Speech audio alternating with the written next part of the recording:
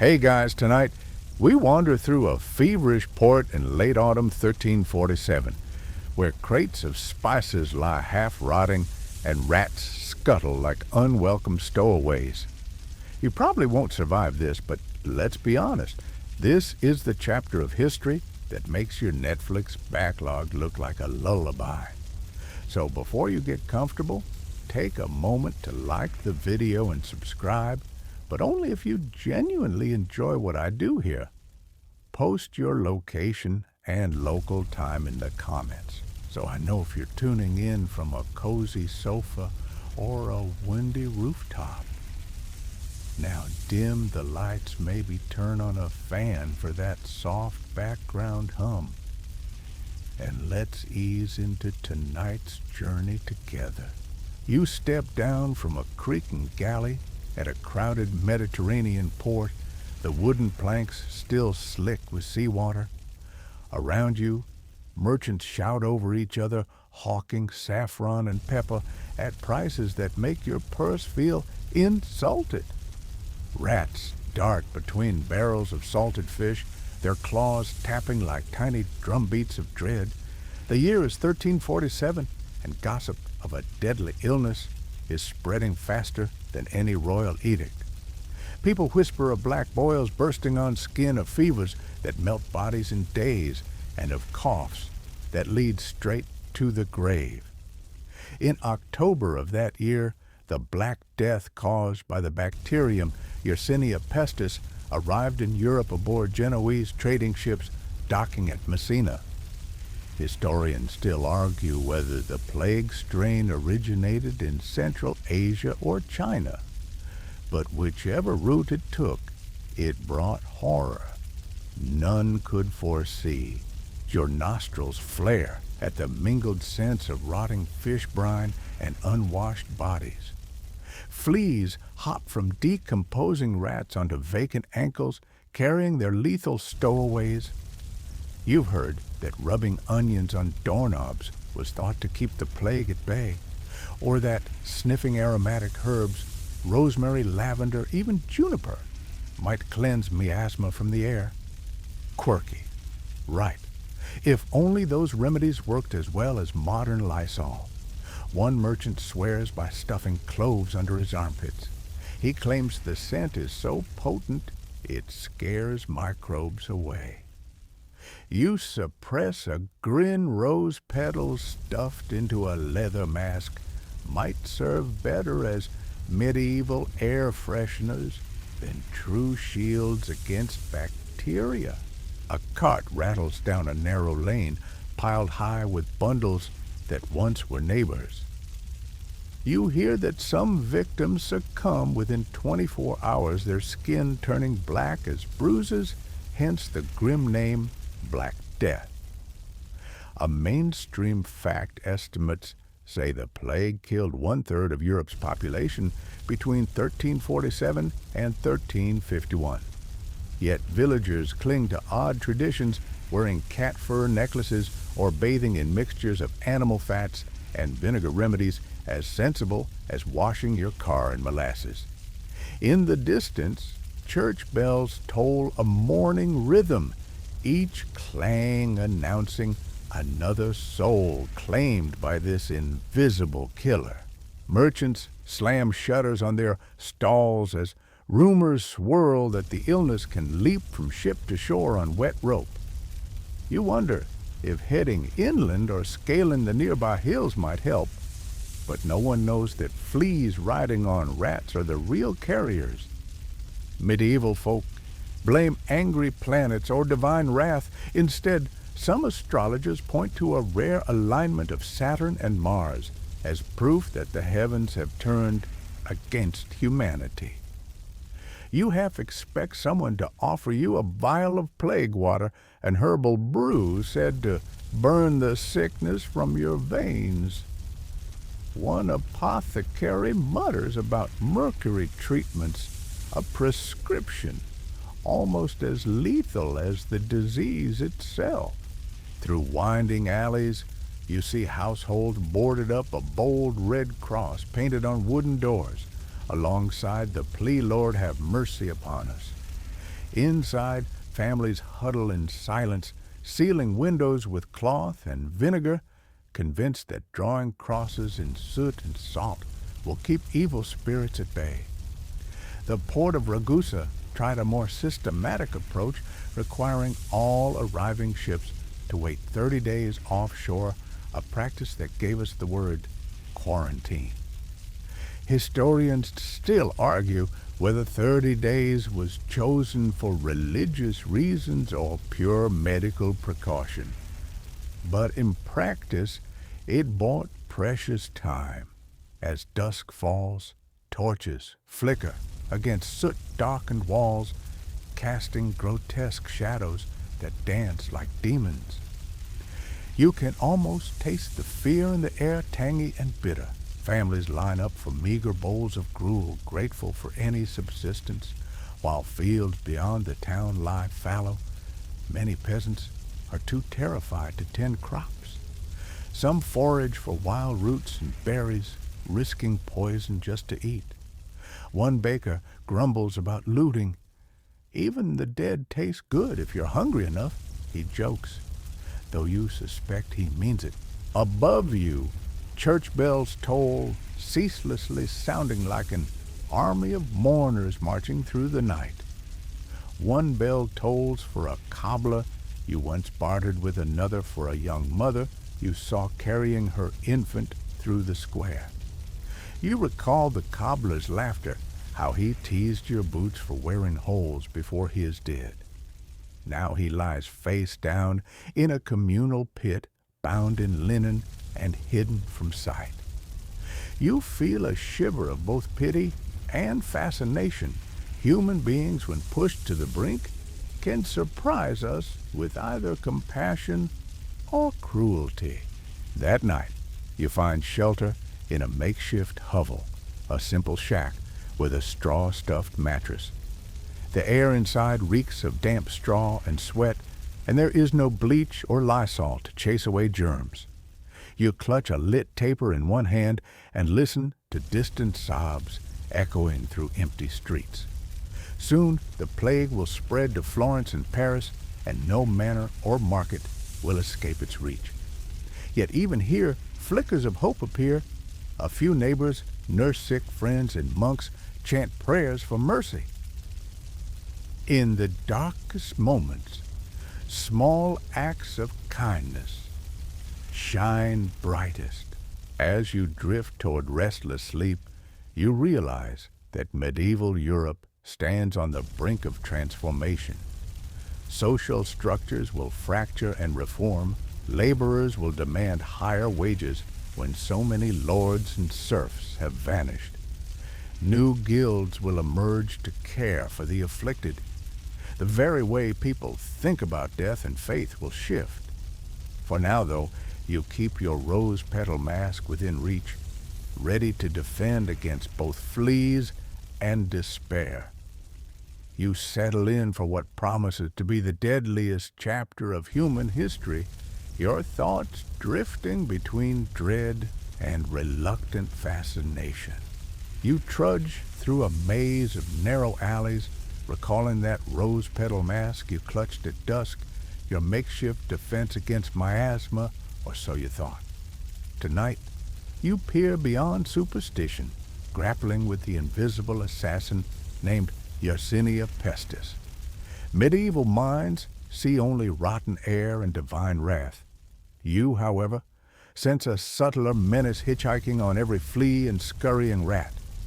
As the wind shifts, you inhale the acrid tang of incense smoke from nearby candles, flickers of hope against a plague that has no scent you can truly filter out.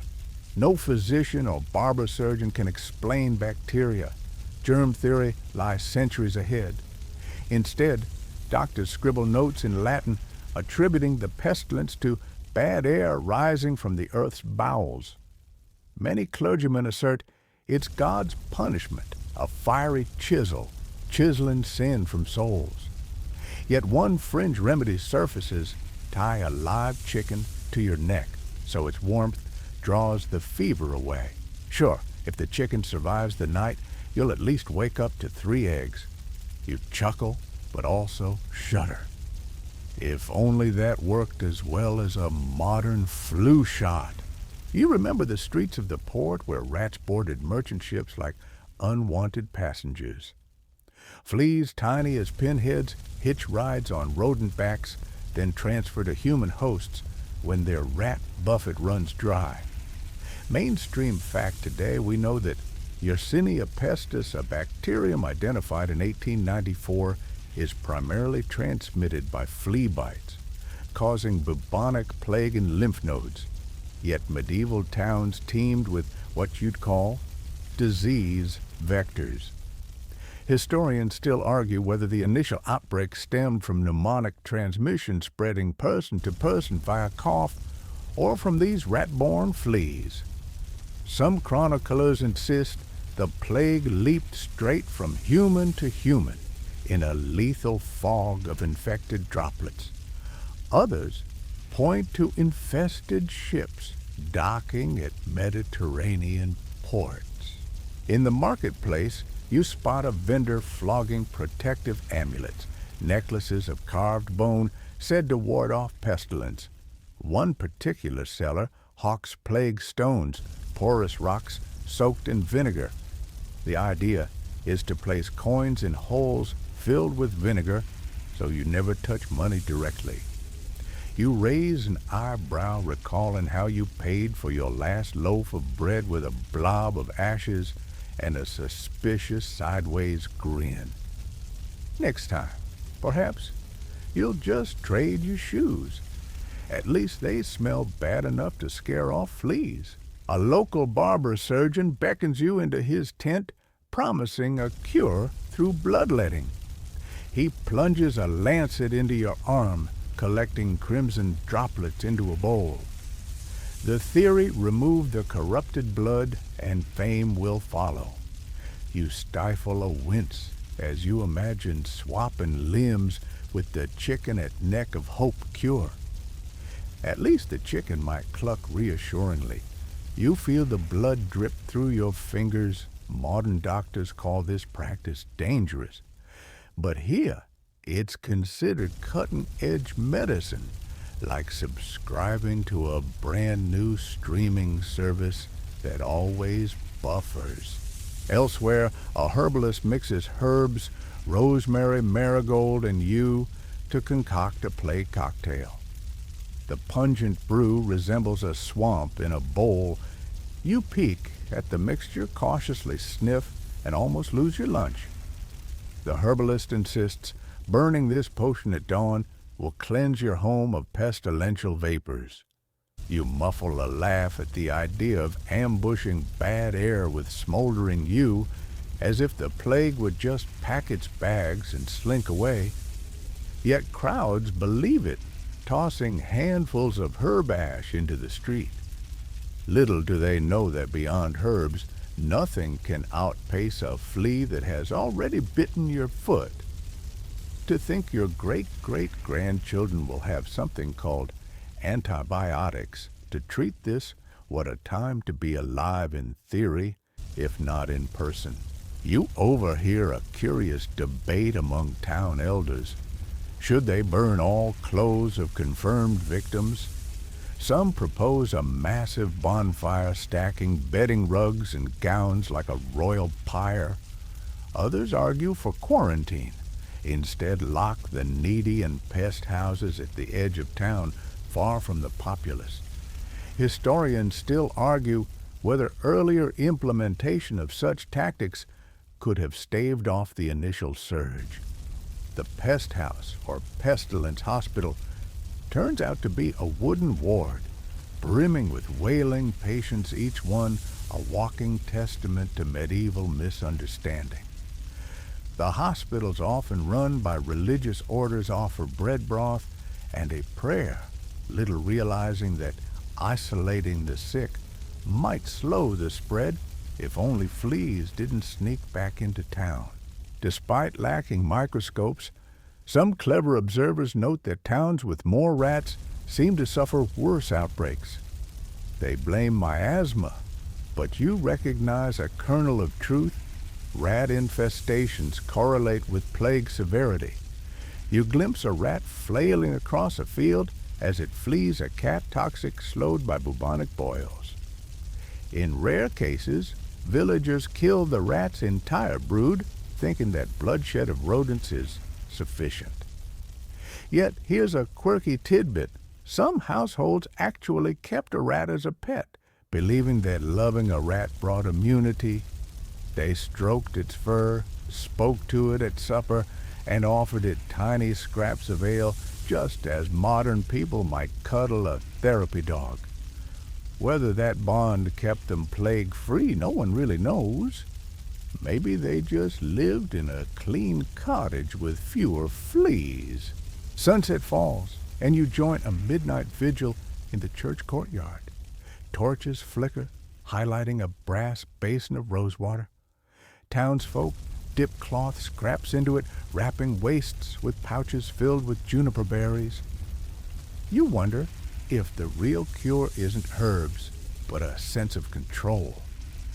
A local apothecary whispers of plague doctors who wear beak masks stuffed with lavender and mint, an iconic image you'll recall centuries later. They roam alleys staffed with canes to poke at suspicious bodies from a safe distance. Sadly, no cane length can outwit a flea that leaps onto your sock from an infected rat hiding in your sleeve. You inch toward a tavern where rumors suggest that wealthy merchants hoard grain and cross themselves in gratitude when none of their staff falls ill. Many of these merchants flee to mountain estates believing altitude makes rats scarce. You envy them. If only you could scramble up rocky slopes like a mountain goat, leaving plague behind. But medieval roads are poor, and hills hide their own perils, wild boars, steep ravines, and bandits eager to relieve you of coin or cloak. You grip your satchel tighter, recalling your fear of starvation from Section 1. The irony traveled to escape one killer might deliver you straight into another. You observe a squire kneeling before a physician begging for charmed rings said to repel evil. The doctor inscribes a protective cross on parchment and folds it into a ring, charging more silver than the squire's horse is worth. You force a gentle chuckle. If only novelty rings cured plague, every peasant would sparkle like a jewel. Alas, silver doesn't kill bacteria and faith, while comforting offers no bulwark against splattered blood and bruised lymph nodes. A deep hush settles as the full moon rises. In its silvery glow, you watch rats slip from barns into grain stores, ensuring that tomorrow's loaves of bread might harbor fleas. You recall that fleas can live for months without a meal. Such resilience you wouldn't wish on your worst enemy unless you wanted them to learn to knit. Historians still argue whether attempts to burn rats were as futile as chasing smoke. Meanwhile, you reach for a bit of stale bread wrapped in cloth, praying it's not infested. Tonight, your stomach rumbles louder than pounding church bells. Under a shanty's flickering lantern, a scholar scribbles observations noting patterns of infection. Villages near marshes seem worse hit. He theorizes vapors emanate from swamps, seeding plague in lowlands. His words drift through your mind, vapors, fleas, boots crawling with disease. You wonder if one day someone will connect the dots, linking these bad airs to tiny critters invisible to the naked eye. For now, it's an unsettling blend of hopeful magic and grim reality. You step outside into a chilly breeze, remembering that original cart from Section 1 piled high with tragic cargo. You shiver at the thought of fleas hitchhiking on corpse-ridden cloth. Rustling in a nearby bin alerts you a rat sniffs around for crumbs. With cautious steps, you shoo it away, muttering, "Not tonight. Buddy, no room service." You acknowledge the absurdity. Fearing a flea's bite is as practical as worrying your smartphone might haunt you decades later. As the hour wanes, you settle in a corner, behind stacked crates counting your blessings. You've survived another day without gruesome boils, thanks in part to a bit of luck and a poor sense of direction that led you away from the densest rat infestations. You imagine a future where someone invents a microscope revealing a universe of tiny monsters under every grain of sand. Until then, you cling to your beak mask, your garlic garland, and the flicker of hope that tomorrow might bring fresh breezes, fewer fleas, and maybe a decent chunk of cheese. This night, and many nights like it, you drift between dread and curiosity, haunted by a disease that no amount of incense or parchment rings can truly deter. And as you settle down, you wonder, will anyone in centuries to come figure out that it wasn't stinky air or vengeful saints that governed life and death, but a flea's insatiable appetite? You try not to think too hard. Mortality might keep you awake. Instead, you count the creaks of the floorboards as sleep tugs you under certain that fleas and history have far more to teach in the days to come. You wake before dawn, the faint glow of embers from distant hearths casting a dull orange across the alley. Your neck still aches from the weight of that garlic garland you tied on yesterday. Thankfully, you haven't smelled anything worse than your own breath. You push aside a barrel once used for storing salted herring, now an abandoned relic, and step onto a cobblestone street slick with mud, human waste, and something unidentifiable. In the eerie half-light, the town feels less like a place of refuge and more like a trap, every scent whispering, "Stay alert, stay alive." As you trudge forward, you remember that first chapter of this catastrophe, how rats sneaked off ships in Section 1, how fleas carried Yersinia pestis in Section 2. Now you face the sensory overload stench so thick it clings to your lungs, making each breath feel stolen. You pass a wooden cart heaped with discarded bedding from yesterday's victims, still damp and moldy.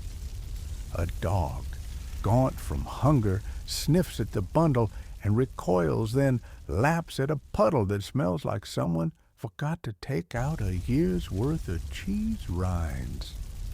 You wrinkle your nose. If you ever take a bath again, it might be in a champagne bath, just for contrast. A vendor hawks boiled turnips from a stall pressed against a scribbled sign. Eat these. You'll live another day, maybe. The turnips float in greasy water that glints with blood flecks. You consider buying one partly out of hunger, mostly to test your stomach's sense of humor. With famine looming, famine often followed plague outbreaks because fields lay untended. You might soon be trading your cloak for a handful of foraged roots. Farmers in the countryside are too fearful to tend fields, leaving wheat to sprout into brittle stalks that no one harvests. Historians still argue whether starvation killed as many as the plague itself in some regions. You skirt around a group of townsfolk blocking your path, each face pale eyes sunken. They light torches, even though the sun is about to rise, as if a little flame could ward off invisible demons. A mother jostles her crying child, trying to hush him, with a rag soaked in rosewater An absurd luxury here, but she keeps hope alive. Nearby, a pair of looters rummage in an overturned cart, grumbling that if they can't find coin, they'll take shoes, belts, even the clanking bits off each other's armor. One jokes. At least if the plague doesn't get you, these guys will skin you for a belt. You can't help but smirk at the gallows humor, though you'd rather not end up beltless by choice. Your shoes, once sturdy leather, are now patched together with scraps of cloth and string. Each step squishes as waterlogged straw from the underlay of old buildings seeps through cracks. You hop over a slick patch that might be water or something used to be living. If only someone had invented flip-flops, you'd be in heaven. But instead, you can taste the metal of the coins in your pocket slick with someone else's blood, reminding you how money is simultaneously filthy and life-saving. Mid-morning, you pass a crowded well where townsfolk draw water. The stone rim is smeared with grime. Anyone desperate fills a crumbling pitcher. They say that in some cities, as many as 50% of inhabitants perished, decimating entire streets and leaving wells stagnant mainstream fact. At this well, a ragged man slumps, his face marred by buboes, swollen lymph nodes the size of eggs. He clutches a wooden bowl for alms, muttering, "Spare a coin, spare a life," as if alms could outrun death. You drop a coin wrapped in cloth into his bowl, hoping the coin wasn't handled by too many hands. Later, you'll wish you'd kept it for emergency cinnamony biscuits of self-comfort. A child darts past, clutching a ragged doll missing an arm. Her eyes are wide, unblinking, too old for her youth, too young for such knowledge. She slips behind a doorway and watches you, silent witness to all this misery. People say orphans are so abundant that some congregate to form ragtag families, adopting stray dogs and cats as their kin. Oddly hopeful, considering cats once got blamed for attracting demons. You recall a quirky tidbit medieval children sometimes believed that wearing a cat skin patched onto clothes granted protection from witches. If that hairball logic protected them from fleas, they'd be stroking kittens all day. Further on, you encounter a makeshift latrine with boards spanning a muddy trench, lines of villagers weight-shifting from foot to foot. The air is a noxious cocktail of excrement and rotting apples that tumbled from a broken cart 2 days ago. You hold your breath, clench your eyes tight, and step across the planks. Beneath, you can hear what you hope is just water trickling, not something far less pleasant. Once across, you nearly collapse in relief, chiding yourself. If you survive this, you can survive any Rotary Club's potluck. Beyond the latrine, you come to a narrow bridge over a ragged stream. Underneath, water courses sluggishly carrying flecks of waste and perhaps Yersinia hitchhikers. On one side, a family tosses leeks and stale bread, telling the bacteria you're not welcome here. On the opposite bank, a small rabbi washes a kettle drum full of clothes in that very stream, muttering prayers in Hebrew. Soon after, an angry mob arrives, accusing him of poisoning wells because scapegoating lunacy travels faster than plague. You dart through the crowd, clutching your beak mask, its lavender stuffing now musty, knowing that fear drives fingers toward innocent throats as quickly as it drives fleas to new hosts. You duck into a dimly lit chapel, seeking a moment's respite. Incense smoke curls toward the vaulted ceiling, mixing with the musty smell of damp stone. In the center, a priest sprinkles holy water on an old tapestry, depicting the Last Judgment. You pause, watching as townsfolk kneel, precious rosaries between clasped hands, faces glistening with dew or tears. It's hard to tell which. The priest intones, "Have faith, for the Lord is our shepherd," though it's uncertain whether his words carry actual comfort or simply echo off stone. You bow your head, curious about how long this faith can endure, when even holy men die clutching rosaries like lifelines. A bell tolls overhead, noonday curfew. Everyone outside must return home or risk being punished.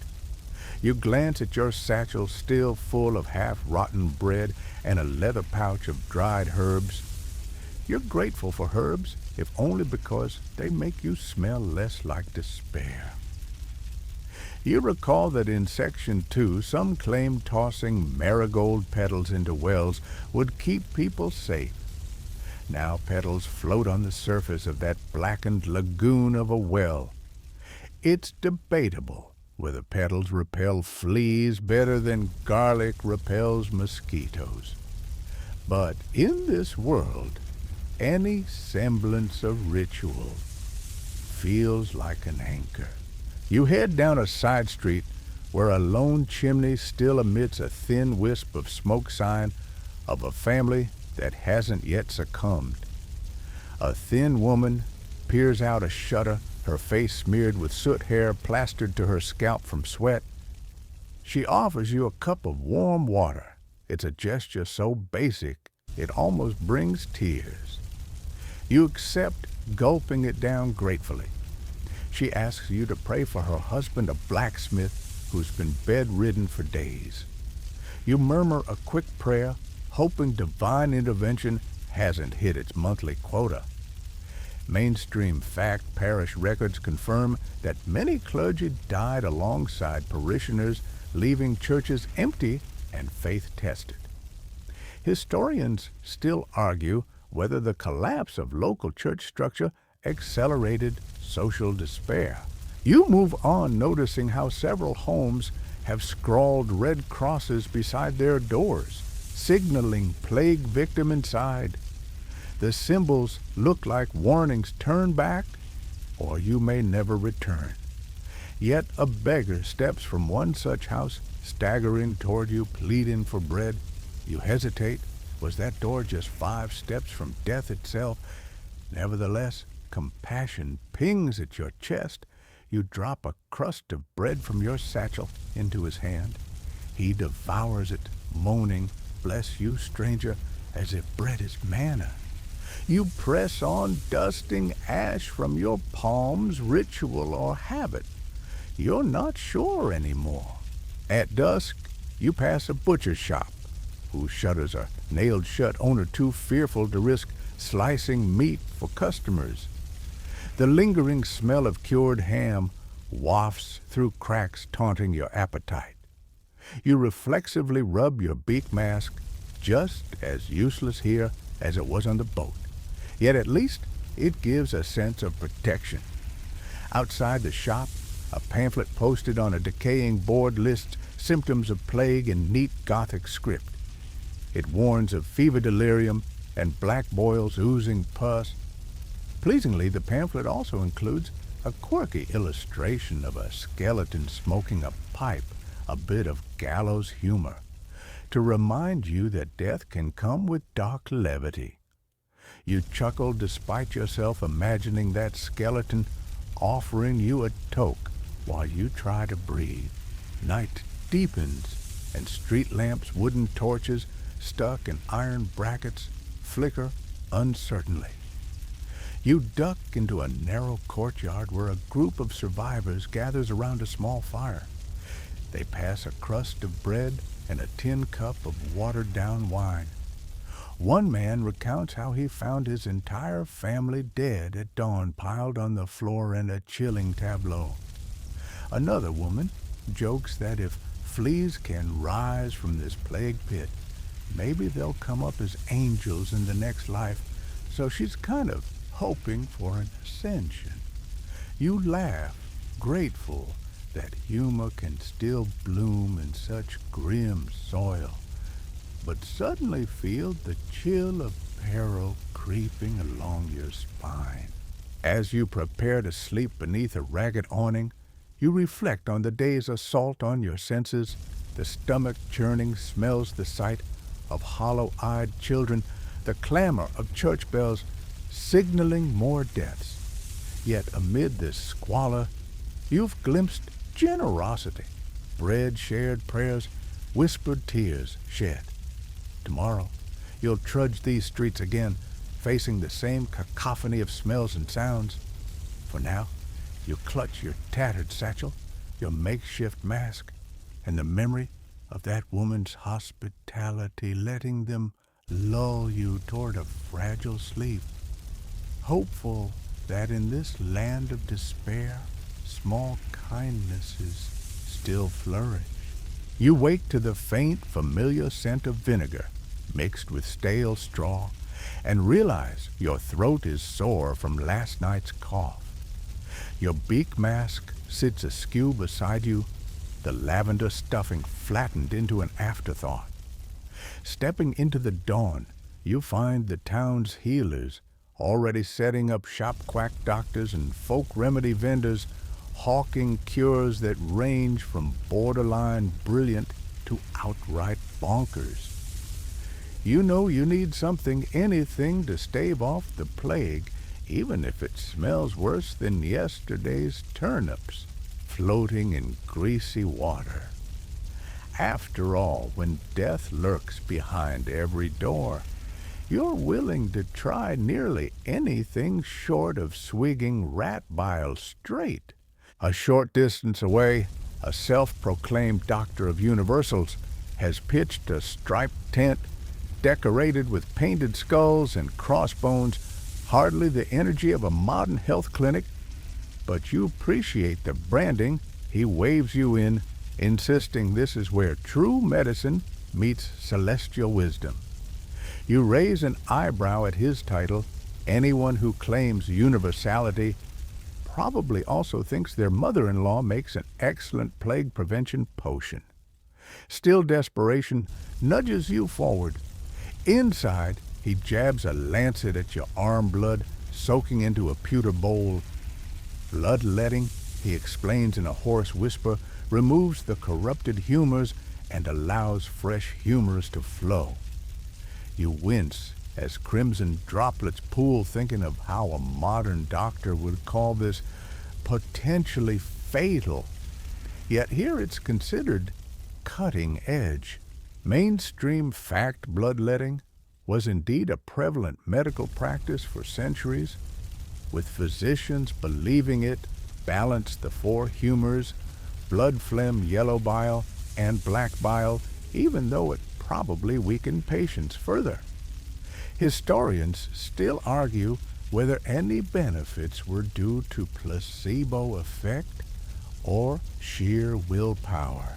As you wrap a rag around your arm, the doctor coughs into his sleeve. His lapels are adorned with tiny vials of antidote solutions made from crushed pearls, arsenic, and crushed mummified remains imported from Egypt.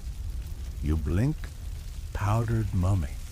For a moment, you imagine a sarcophagus opening and thinking, was I supposed to consult the dead before grabbing a spoonful of their ashes?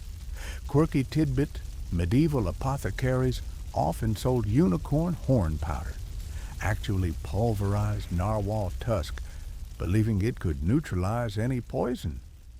People paid fortunes for that stuff, which would have been better spent on ale, if only to numb the mind. The doctor grins as he wraps a scented cloth around your neck, dripping with plague waters, a pungent brew of rose petals, crushed thyme and vinegar.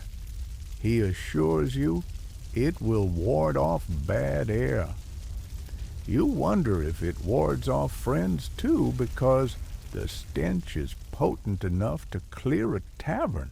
Stepping out, You brush lingering droplets from your fingers and head toward a nearby stall where a herbalist mixes strange concoctions in clay pots. A sign reads, Hermes' Healing Herbals, though it seems more like a thrift store for dead plants. You watch as she measures dried rosemary violet root and nightshade berries into a mortar, grinding them until the mixture resembles sand from a burnt beach. Take 3 spoonfuls each dawn, she instructs in a sing-song voice, then adds half to herself, and don't mind the twitchy eyelids that follow. You blink at the nightshade, sure it's hallucinogenic and sometimes lethal, but maybe seeing visions that plague here means popping kaleidoscopic mood. Quirky tidbit, some medieval remedies, included bathing in dove droppings mixed with wine to purify the skin. If you survive that, the plague might be the least of your worries. As you pocket a tiny jar of the herbalist's dust, you notice a tall figure in the distance, donning a long waxed cloak and a bird-like beaked mask stuffed with herbs. Yes, the infamous plague doctor. They're assembling in a group by the church courtyard, canes in hand, eking out prayers between puffs of pepper-scented cloth. You approach one and ask if a bit of flower sniffing can really repel fleas. He shrugs under his broad hat, adjusting the eye holes so he can see you. These masks, he says, block miasma, but probably not rodents. Yet it's something. Historians still argue whether the beak mask truly provided any protection or if it was mostly psychological armor. For you, the quiet swish of his robes and the whispered words feel like a fragile shield in a world gone mad. Beyond the plague doctors, a table displays miraculous remedies for the pestilence. You spot a slender glass vial labeled Elixir of 15 Kings, allegedly distilled by French monarchs to ward off all maladies. Next to it, a stout jug of distilled body of St. Vitus, promising to cure convulsions caused by the plague. You wonder if St. Vitus is rolling in his grave allegedly delivered from dancing mania and now offered as a bottled cure. Meanwhile, someone next to you swears by plague stones, lumps of porous rock soaked in vinegar. Villagers bite off chunks when they feel a chill, believing it will purge sickness. You imagine chipping away at a rock like gnawing on a paperweight and shudder. Quirky tidbit, in some regions, people believe the plague was carried by ships' cat corpses, tossed overboard, encouraging sailors to ceremonially drown a kitten at port. Talk about going out with the catastrophic flair. You move on, passing a traveling barber surgeon who has claimed a noble birth, though his shabby robes suggest otherwise. He brandishes a pair of leech jars, each one containing black leeches that writhe like wriggling worms. Leeched blood is pure blood, he proclaims, slapping a leech on an unsuspecting villager's ear. The leech sucks greedily, leaving a slimy trail. You're torn. Do you try to avoid additional blood loss or volunteer to feel what it's like to carry a wriggling parasite on your face? Modern clinicians would remind you that leeches can help with certain ailments, but in a plague environment, they probably spread more infection. Historians still argue whether leech therapy had any real benefit or was simply a case of something's better than nothing desperation. Beyond this spectacle, you hear a crowd gathered around a roped-off circle where a miracle worker stands perched on a barrel. He insists he can exorcise the plague by chanting indecipherable Latin, mixed with Greek and Arabic phrases, ostensibly the universal tongue of healing. He slaps a small rooster against his thigh, letting its blood drip into a chalice, then splashes it on the crowd. You step back, wondering if this is the closest you'll get to a live theater production before the next act is everyone goes to hell. Yet some peasants reach forward, eager to be splattered with rooster's blood, convinced it channels divine fury. Quirky tidbit: some itinerant miracle workers claim that carrying a live toad in one's pocket could absorb bad humors. If toads could walk and talk, possibly they'd also negotiate better commerce in the marketplace. You rub your temples as you consider the mad dash from one cure to the next. A poultice of crushed snails smeared on eyes, a swig of vinegar infused with donkey's gall, or a vial of ardent spirits that one monk distills in secret. He insists that a shot of his holy brandy will dull the pain and perhaps, if the spirits are high enough, deter curse-bearing fiends. Suddenly, you wish you lived in an era with tequila shots. At least they'd come with salt and lime. But medieval folks have to make do with the tools at hand, like cow dung smeared on boils or wrapping bodies in ungulate intestines. You shiver at the thought urinary tract infections might be more appealing as a hobby. A sudden thunderclap sends passers-by scattering. You duck under an awning, watching a friar rush out carrying a chest of true relics, a tooth from St. Peter, a sliver of Noah's Ark, supposedly. He promises that touching these relics will keep one safe. You suppress a grin. If you had a nickel for every relic sold, you'd be able to buy pillows stuffed with cat fur to protect you from the last century of winters. Yet, you nod, keeping your skepticism under a calm exterior.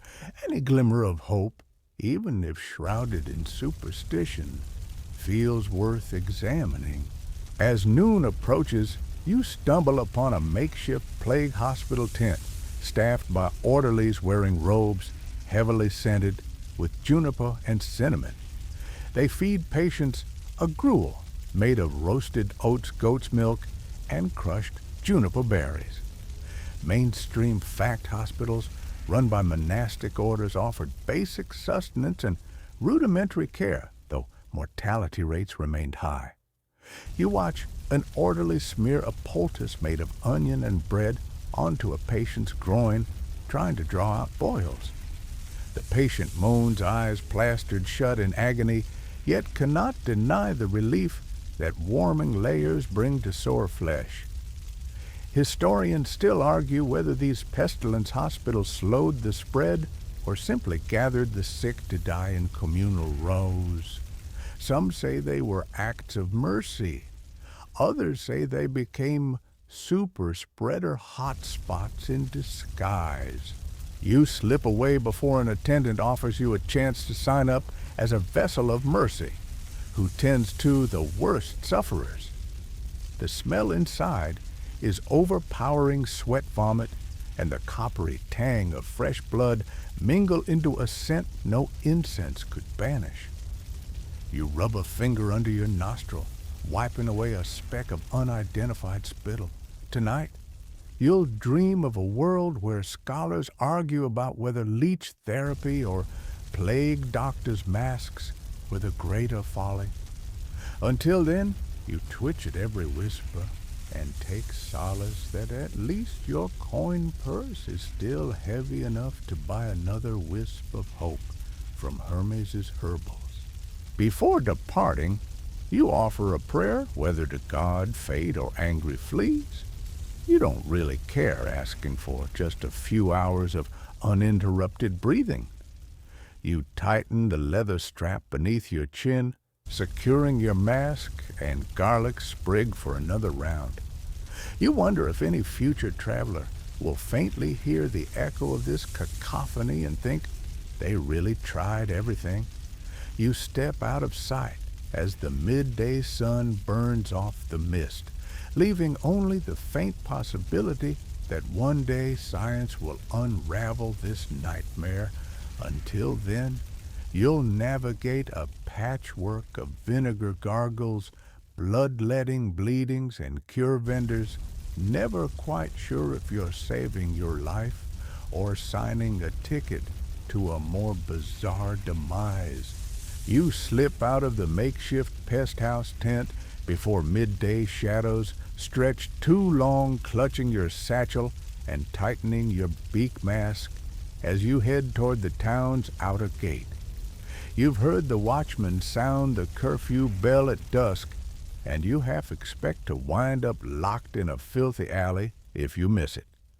Instead, you navigate past a cluster of soldiers posting crimson crosses on wooden doors, signals that these households must remain sealed for 40 days.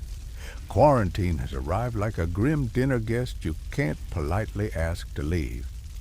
Mainstream fact Venice famously instituted quarantine periods of 40 days, hence the term quarantine derived from the Italian quaranta giorni, to deter plague from entering the city. Historians still argue whether the 40-day rule was based on biblical allusion or empirical observation of plague cycles. As you sidestep a group of clerks erecting crude wooden barriers, planks nailed together, forming an impromptu wall, you feel the weight of social tension settle on your shoulders.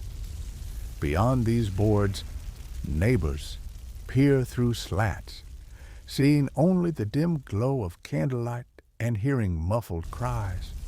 They've traded one prison for another, someone mutters. Indeed, you can almost taste the anxiety in the air, bitter and sharp like oversteeped tea. The concept of isolating the healthy from the sick is new and radical. Previously few could fathom locking living beings inside a doomed house rather than burying the dead in mass graves.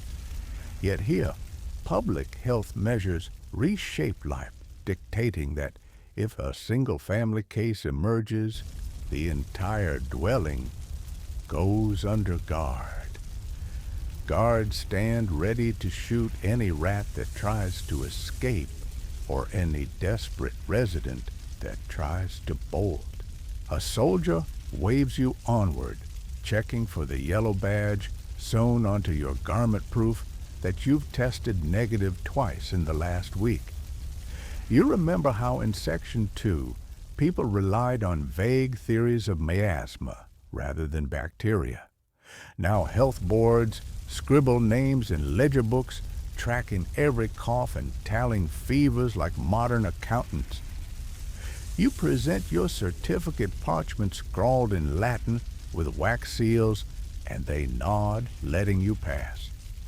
Without that piece of paper, you'd be forced to spend your nights inside a pest house, a purgatory of straw mats and wailing patients. Some folks whisper that these pest houses might actually accelerate infection. Cooped together, the sick become death's own chorus line. Historians still argue whether pest houses were more compassionate sanctuary or unwitting epitaph for the doomed. You wander past a cluster of vacant homes where cloth curtains stained red hang in windows, escapees from a boarded-up house. Inside lies a family that yesterday laughed at the baker's jokes. Today, they're too weak to wipe crusted sores from their cheeks. You swallow hard, recalling the little girl in Section 3 who clutched her ragged doll. Now you hear that some children are forced to crawl through slits in the barricades for a single mouthful of broth. Strange to think that the very walls meant to protect could also become tombs. The smell of stale air inside these quarantined homes must be worse than the alleys. At least, al fresco death brings fresh breezes, You approach a makeshift hospital, a long, low building roofed with thatch and draped in tarps. Locals call it a pest house, but you notice that it's not just for the afflicted. There's a separate wing for healthy folk through preventive isolation. The logic, if you can't trust your neighbor to keep the plague in his home, you can at least trust the walls of this building to hold you in. A guard stops you at the entrance, demanding a silver coin for your boarding fee. Consider it insurance, he says with a crooked grin, as though he expects the plague to swipe your purse before your pulse. You cough lightly to mask your horror of coins, and plague times might as well be swarming with fleas wearing tiny top hats. Inside the pest house, the air stings with vinegar fumes used to mask the underlying stench of sweat and infection. In one corner, a group of monks dressed in coarse tunics chant from leather-bound prayer books. They rock gently, their voices low, as though praying for perpetuity will tame the plague. Next to them, an infirmarian ladles slops of gruel into wooden bowls. You take a spoonful, faintly tasty like boiled oats, with a whisper of goat's milk. Food is scarce. Fields lie fallow, because villagers fear stepping outside. You remember how in Section 3, farmers abandoned fields to ghosts of once bustling fields. Now the monastic orders try to fill the void, though they can barely keep up with the demand. An old woman, her hair matted and eyes flickering, shuffles toward you. She clutches a ragged strap of sails, perhaps from a ship abandoned at the docks. She pleads for a scrap of bread. You consider offering your last crust, then remember the note tucked inside your satchel. If you give away all your food, you might starve before the plague spares you. Instead, you press a small piece of salted fish into her hand. She stares at it in wonder, as if you'd handed her a nugget of gold, then bolts to a corner and devours it ravenously. Watching her, you feel the chasm between your luck and hers, and you wonder who's more cursed, the starving or the plague-ridden. A cord stretches across one corridor, beyond which you see rows of straw-stuffed mattresses, each bearing a figure too feverish to rise. One man's breaths come in ragged gasps as his bedclothes rise and fall. A nurse fans him with a tattered piece of cloth. A boy, no older than 12, hovers near, clenching a wooden doll. Perhaps the same ragged doll you saw earlier in Section 3. The boy's eyes glisten like black beads. He clutches the doll so tightly it looks as though he's trying to merge with it. In hushed tones, the nurse whispers that the boy's mother died last night. The child doesn't cry. He stands too still, as though he's frozen in a tableau of sorrow. You press onward, exiting the pest house before grief can smother you. Outside, you take a deep breath, wishing the air didn't smell like someone tried to boil down a bucket of lemons into vinegar. A guard hands you a small clay token as proof that you visited the hospital. He waves you through the next barrier. You nod curtly, thinking how modern towns would call this contact tracing. Here, the token is both shield and brand evidence that you trod the halls where contagion huddles, yet justification to pass through checkpoints unchastised. You walk toward the market square, where wooden carts now stand empty, their wheels silent as tombstones. Instead of vibrant stalls, you see makeshift stands offering hot isolation wares, loaves sealed in wax linen strips soaked in rosewater, and small jars of plague salve made of lard and crushed herbs. Buyers hand over coins with trembling fingers as though touching gold might punish them with imminent transformation into rats. You pick up a jar of salve, unscrew the lid and inhale. It smells vaguely like Grandma's perfumed gloves mixed with rancid butter. You resist gagging in achievement in restraint in these days. The vendor promises you'll come back for a second jar. Once the first doesn't save you, across the square, a bearded elder paces in front of a wooden podium. He reads aloud decrees, all gatherings of more than 3 persons prohibited. Bans of marriage suspended until further notice. No one shall leave the town walls under penalty of death. You squint at his parchment, feeling the anger of citizens simmering beneath polite bows. You overhear a man grumble that these rules might save lives, but they also seal fate for the poor. You recall that the wealthy merchants in Section 2 fled to mountain estates while you, a traveler of limited means, have nowhere to go but into the arms of curfew.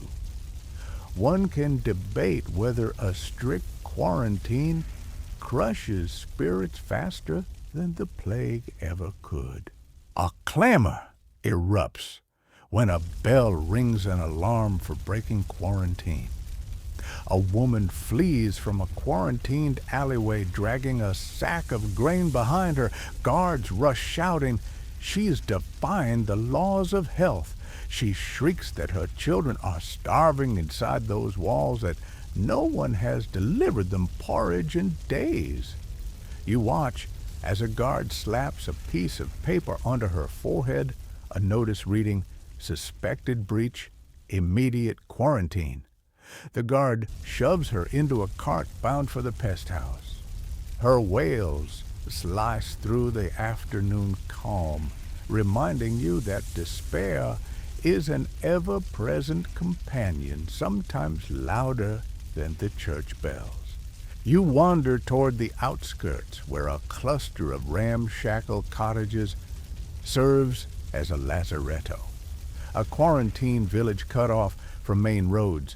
Each dwelling houses a handful of healthy citizens deemed contacts, watched over by a single guard armed with a spear. You peer inside one cottage, 2 young women huddled by a dying hearth, reading a prayer scroll as if its words might physically push the plague back. An old man in the next cottage tends a small garden of potted herbs, rosemary, thyme, and mint, hoping to boil them into potions should they worsen. He tells you that when the guards withdraw their bodies, they'll bury them in unmarked graves, leaving loved ones to wonder if the plague actually took them or something else did. You nod, swallowing the lump in your throat, remembering the death cart from Section 1, piled high with bodies waiting for mass burial. As twilight inches closer, you make your way back into town, ducking beneath barricades before the watch posts close one last time. Torches flicker, illuminating the empty streets, and you hear the distant toll of bells, once for the living, now for the dead. You pass a group of youths hastily painting crosses on walls to warn of plague house. Ahead, their brushes shaky as they shake with fear. One cough echoes sharp and sudden, sending them scattering. You wonder if that was you or just the wind. Nightfall means curfew. Being caught outside summons punishment, often flogging or death. You quicken your pace, thinking about the mundane joys you miss, a warm bath, a proper meal, or simply the freedom to wander without suspicion. Back at your hovel, you prop your satchel against the door and slip inside the air thick with dust and damp straw. You pull out your herbalist's powder from section 4 and sprinkle a pinch behind your ears, hoping the musk of thyme and violet repels fleas when no law or guard can. You arrange your small cot, tucking your beak mask on a hook beside a faded scrap of parchment listing your weekly tasks: pray, breathe, avoid rats. You settle down listening to the muffled cries of those under quarantine, the distant cries of guards chasing escapees, and the hollow sighs of a town strapped by fear. A candle flickers on a small table, revealing the edge of a red-inked map where you've marked plague hotspots, every street with 2 or more deaths labeled high risk. Tomorrow, you plan to venture into one of these clusters, maybe trade your remaining silver for food, and hope you don't get trapped behind a barrier. As you lie back, the candle's glow dances on the rough-hewn walls, casting shifting shapes that remind you of rats scuttling across rafters. You recall the boy's hollow gaze from the pest house. Something about that image compels your heart to beat faster, wondering if innocence lost could return once the plague lifts. Outside, the town gates clang shut. A guard patrols, lantern in hand, ensuring no one breaches curfew. You tug your blanket closer, feeling its scratchy wool as a small comfort. In this life of forced isolation amid pest houses and quarantined hovels, each breath is both a blessing and a gamble. Yet you survive for now by dodging guards, bargaining for broth, and believing that walls and barriers, though often fatal traps, might at least offer a momentary reprieve from the invisible horde creeping through alleys. Sleep beckons, but you hesitate, picturing torchlit guard towers, sealed-up households, and pest houses stacked with suffering. Still, you remind yourself, quarantine means some will live to see dawn. You close your eyes, ears tuned to the distant murmur of prayers, the shuffle of soldiers, and the faintest scuttle of a rat. Your constant reminder that life persists, even amid relentless attempts to halt it.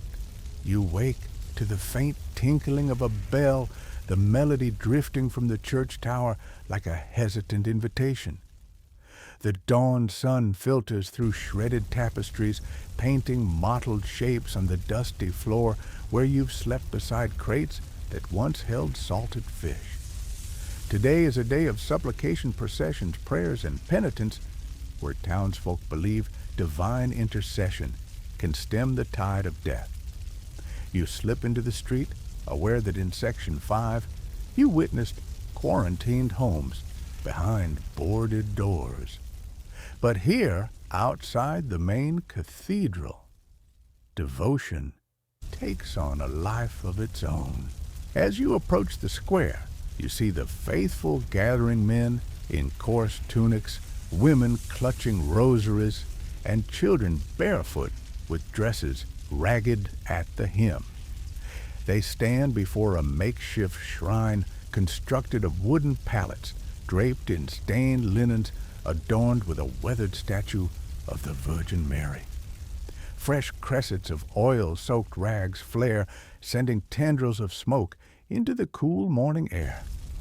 You catch a whiff of burning tallow mixed with incense resinous cloying, comforting in its familiarity. One mainstream fact that binds you to this moment: historians note that by 1348, flagellant movements had spread through Europe, with penitents marching in spirit-stirring ceremonies, hoping to appease a wrathful god. You join a line of penitents shuffling forward to kneel before the statue. Each person waits their turn to touch a cloth knotted around the statue's waist, offering a whispered prayer. A woman in worn wool sobs, softly pressing her forehead to the damp fabric. You place your own hand on the cloth cold, slightly sticky from dew, and murmur a plea beyond your own understanding. Historians still argue whether these public displays of penance helped communities feel united or merely fueled hysteria by suggesting collective guilt caused the plague. You wonder if solidarity or shame holds more power when death stalks every cobblestone. A surge of movement ripples through the crowd, shields clank as the procession begins. A band of flagellants emerges, their backs bared to reveal wheels crisscrossing like a butcher's grid. They march in a circle, thrashing themselves gently with leather thongs, each crack a self-inflicted apology for sins they may or may not have committed. You wince as one penitent pauses to lick a bleeding welt, ostensibly drawing plague from his body into the wound. It's a fringe action so extreme you'd expect it to date from an implausible legend, yet here it is, human flesh sacrificed in hopes of divine mercy. You shudder, recalling the leech therapy from Section 4. If any bloodletting tradition qualified as over the top, this would top the list. Candles wobble in the hands of children trailing behind the flagellants. Their small faces look too old for such rituals, but perhaps childhood is a luxury in plague times. You spot a boy no older than 8, clutching a wooden cross that glints in the morning light.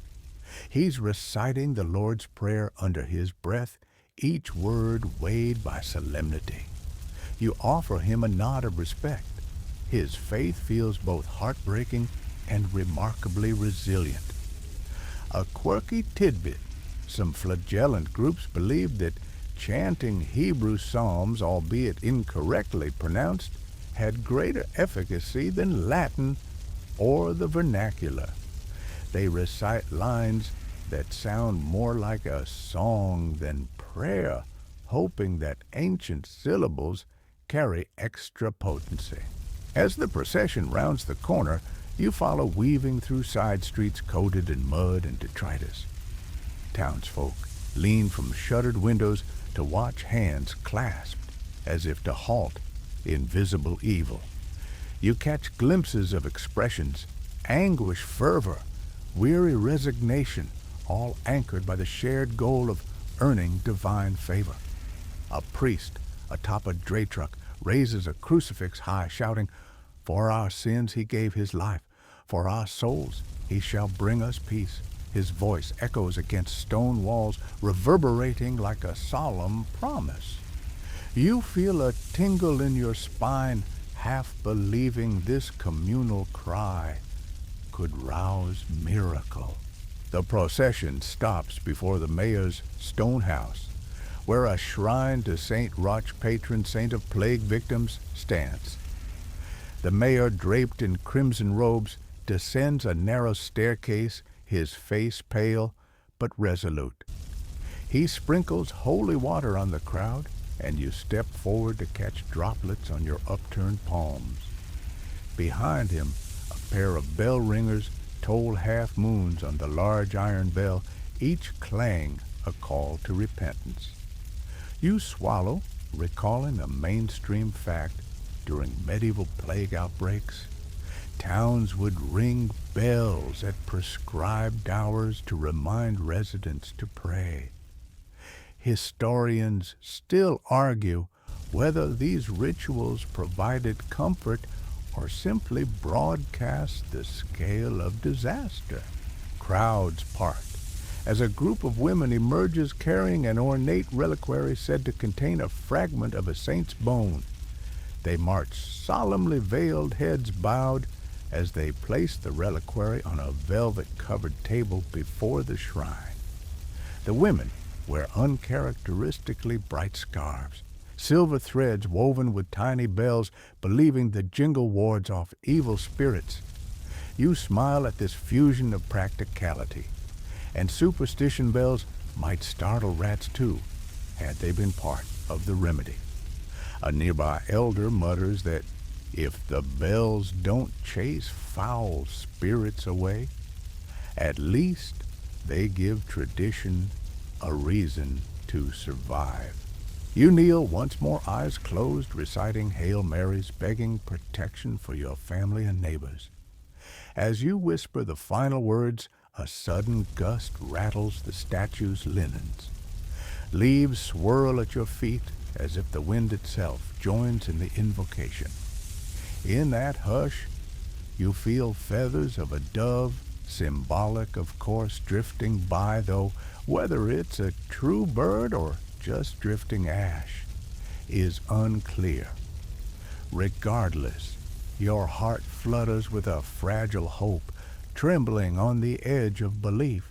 A trumpeter stands on the mayor's balcony, lifting a horn to his lips. He blasts 3 notes, a high-pitched fanfare that cuts through the prayerful sounds. You blink disoriented as the fanfare transitions to a call for silence, an announcement that plague counts will be read. A clerk steps forward with a ledger and proclaims, "Today 29 confirmed deaths, 15 new cases, 3 removed from quarantine." Each number feels like a toll, a small avalanche burying hope. You recall that by 1349, some cities lost half their population. Historians still argue whether record-keeping was accurate or driven by panic to underreport totals. But these counts send a ripple through the crowd. Some bow in sorrow. Others clutch at purses, checking if their silver remains where they left it. As the crowd disperses, you follow your feet to a humble oratory nestled behind the main cathedral. Its walls are adorned with frescoes darkened by smoke, depicting scenes of saints performing miracles. Saint Sebastian, speared by arrows. Saint George, slaying dragons. You press a hand to the cold stone diffuser, recalling stories of Saint Sebastian, surviving an arrow barrage, surviving to comfort plague sufferers centuries later. A mainstream fact, Saint Sebastian became an iconic intercessor during plague times, his martyred body thought to ward off pestilence. A hushed debate echoes, did honoring these saints truly shape the destiny of survivors, or were they merely comforting symbols in a chaotic world? You slip inside, kneeling on a plank of wood for a moment's respite. The oratory is sparse, a battered altar, a few pews kidnapped by time, and flickering candlelight, sliding shadows like dancers across the floor. A monk in a tattered robe approaches, offering you a thin wafer of unleavened bread communion. You accept, breaking it. With tentative fingers, its texture crisp like old parchment. As you eat, the monk murmurs, "His body broken, our spirits must rise." You smile faintly, thinking that rising from plague may take more than a wafer. But you're grateful for the gesture. Stepping back into the square, you find a group of children peering up at a traveling minstrel. He cradles a lute and sings a lament, soft, sorrowful, a tune that tugs at your heartstrings. The lyrics speak of love lost to the plague, of mothers wailing at dawn, and of men who walked barefoot to bury their neighbors. You settle onto a stone bench, letting the melody wash over you. Suddenly, the world feels more human, the ache of loss tempered by the bonds of shared grief. A quirky tidbit: some minstrels were banned by town councils for spreading too much plague gossip in their songs, accused of turning tragedy into spectacle. Yet here, you believe the music soothes more than it sows panic. Nearby, a group of women sell small bundles of boughs, rosemary, lavender, and rue tied together with hemp twine. They call them plague bundles and insist that hanging them inside doorways will protect households. You purchase one tucking it under your arm, its scent, faint, green, herbaceous. Sure, it won't stop fleas, but for now, it's a talisman of comfort. You inhale, letting the aroma hold back the memory of infected boils you saw in Section 3. A sudden hush falls as a hooded figure emerges, his face hidden beneath a dark veil. He whispers that 2 towns over a devout woman has assembled a psalter of prayers she compiled from various monasteries. She believes reciting these psalms will drive away the pestilence. A small crowd follows him, murmuring praise. You feel a tug. Do you join this new pilgrimage or remain rooted here, tending to your own frailties? You hesitate, aware that pilgrimages risk spreading the plague further.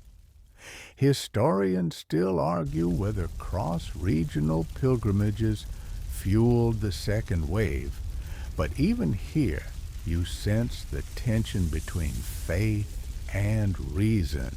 As the afternoon wanes, the sun slides behind ashen clouds, diffusing light like spilled milk.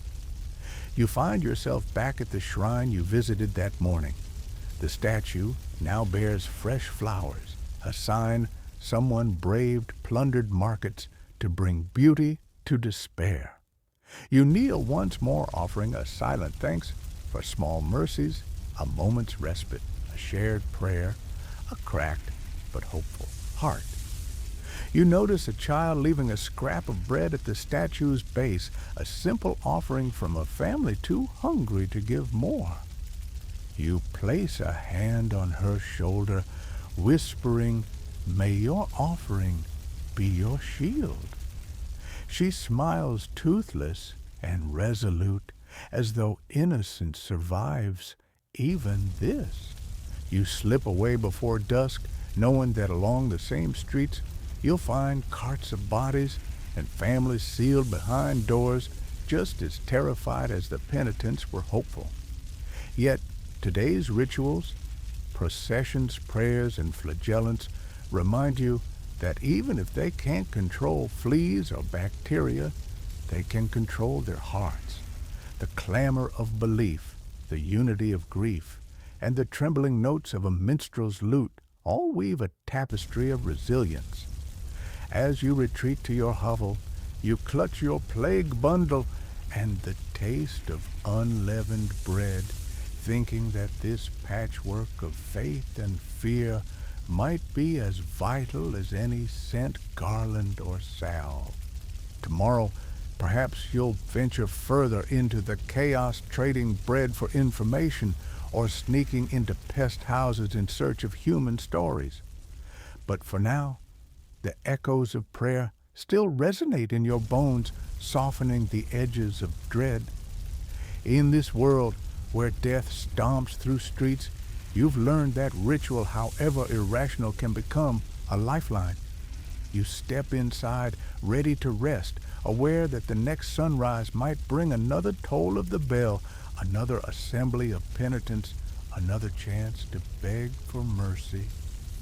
For tonight, however, you hold on to the faint aroma of rue and lavender, hoping it keeps both plague and despair at bay. You awaken to a distant roar, neither thunder nor waterfall, but the sound of a once bustling market square, now silenced by dread. Today, social structures fracture, orders blur, nobles vanish, and unexpected solidarity flickers like candlelight in a tomb.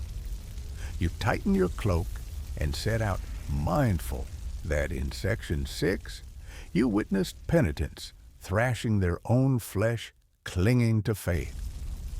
Now you'll see how fear fractures communities, yet how fleeting acts of kindness can still unfurl amid chaos. Stumbling into the square, you find empty stalls swathed in tattered cloth. The scent of spilled vinegar mingles with rotting vegetables left unsold, an ironic echo of Section 3's turnip fender rusted in greasy water. A curious notice scrawled hastily on withered wood reads, "All theft punishable by hanging rats free to gnaw bodies." You can't help but smirk. If a rat skeleton ever gets a pardon, you've witnessed the moment. Mainstream fact records indicate that by 1350, rampant lawlessness, looting, highway robbery, and banditry rose sharply as authorities struggled to maintain order. Historians still argue whether these crimes represented opportunistic malice or desperate bids for survival. As you proceed, you hear the clang of a blacksmith's hammer, an unexpected sonnet of resilience. Rounding the corner, you spot Hagar, the once shunned smith's apprentice forging horseshoes for a troop of ragtag militia who guard a grain cart bound for starving hamlets. Last year, he'd have been a boy shadowed by his father's reputation. Now, by forging nails and horseshoes, he's a lifeline for countless families. You approach and ask for a nail to brace your satchel strap. He hands you one, his sooty fingers brushing yours, an intimate reminder of human connection. A quirky tidbit medieval apprentices sometimes hammered nails into church doors as offerings for safety. Here, nails hold together more than planks. They hold together communities. Down the street, you pass a noblewoman's mansion whose shutters hang askew crows circling above. Once, a baroness ruled here, throwing opulent feasts. Now, her husband lies dead in a sealed chamber, and she's fled to some distant abbey, hoping the nuns might not know her lineage. You recall Section 2's musings on wealthy merchants escaping to mountain estates. Now you wonder if nobility's privilege really shields against plague or simply delays doom. In her absence, local craftsmen have broken down the high oak door, scavenging fine tapestries to make livery for militia uniforms. You shake your head and wonder silk banners from last Christmas now line a wagon transporting grain. Historians still argue whether plundering noble estates was a moral necessity or a tragic erosion of social contract. A short way off, a street, preacher yells, "Give alms while you can. Tomorrow there may be no coins left." He stands atop a stump, waving a tattered sermon scroll. Crowds gather, some tossing shards of bread at his feet, others ignoring him in grim silence. You drop a loaf of blackened bread into the collection, thinking how in Section 4 you watched leeches suck corrupt humors. Now you witness hard-heartedness leech hope from equal numbers. One woman in the crowd shoves a copper coin into the preacher's bowl, whispering, "May your words guide the dying." You nod, sensing how even sermons can become currencies of comfort. A group of militia volunteers guards a makeshift tribunal in the marketplace, a crudely constructed platform beneath a torn banner. On trial is a shoemaker accused of hoarding grain. The accused, a gaunt man named Jaron, pleads that he stashed the grain to feed his ailing brother. The judge, a mercenary captain with a scar across his cheek, scowls. "You chose brothers over community," he says. A hush ensues. You step closer, wondering how Jaron's brother, coughing and sweat-soaked, survived long enough to witness this judgment. Historians still argue whether such tribunals were more just than royal courts, or mere public spectacles that inflamed tensions. A sudden clatter interrupts a group of strangers. Pilgrims from distant towns stagger into the square, led by a woman carrying a banner depicting a saint. They've walked miles hoping for safe passage and a place to stay. Their thin cloaks offer scant warmth, and one child's lips are cracked from thirst. You remember Section 5's preventive isolation, where some cottages became quarantine villages. These pilgrims face rejection if they come too close. Yet a group of local weavers rushes forward wrapping blankets around the newcomers. They dip into smoldering hearths for hot broth. You watch as two burly farmers offer to carry the weakest. Compassion blooms amid decay. Solidarity makes itself known. Further down, a band of ragged musicians plays a melancholic tune on a single lute, fiddle, and drum, so soft you almost miss it. Their hat is passed around the crowd. Each coin clink echoes like a promise that someone cares. One fiddler plays with a missing finger. He lost it last harvest season, wrestling a pig that infected his arm.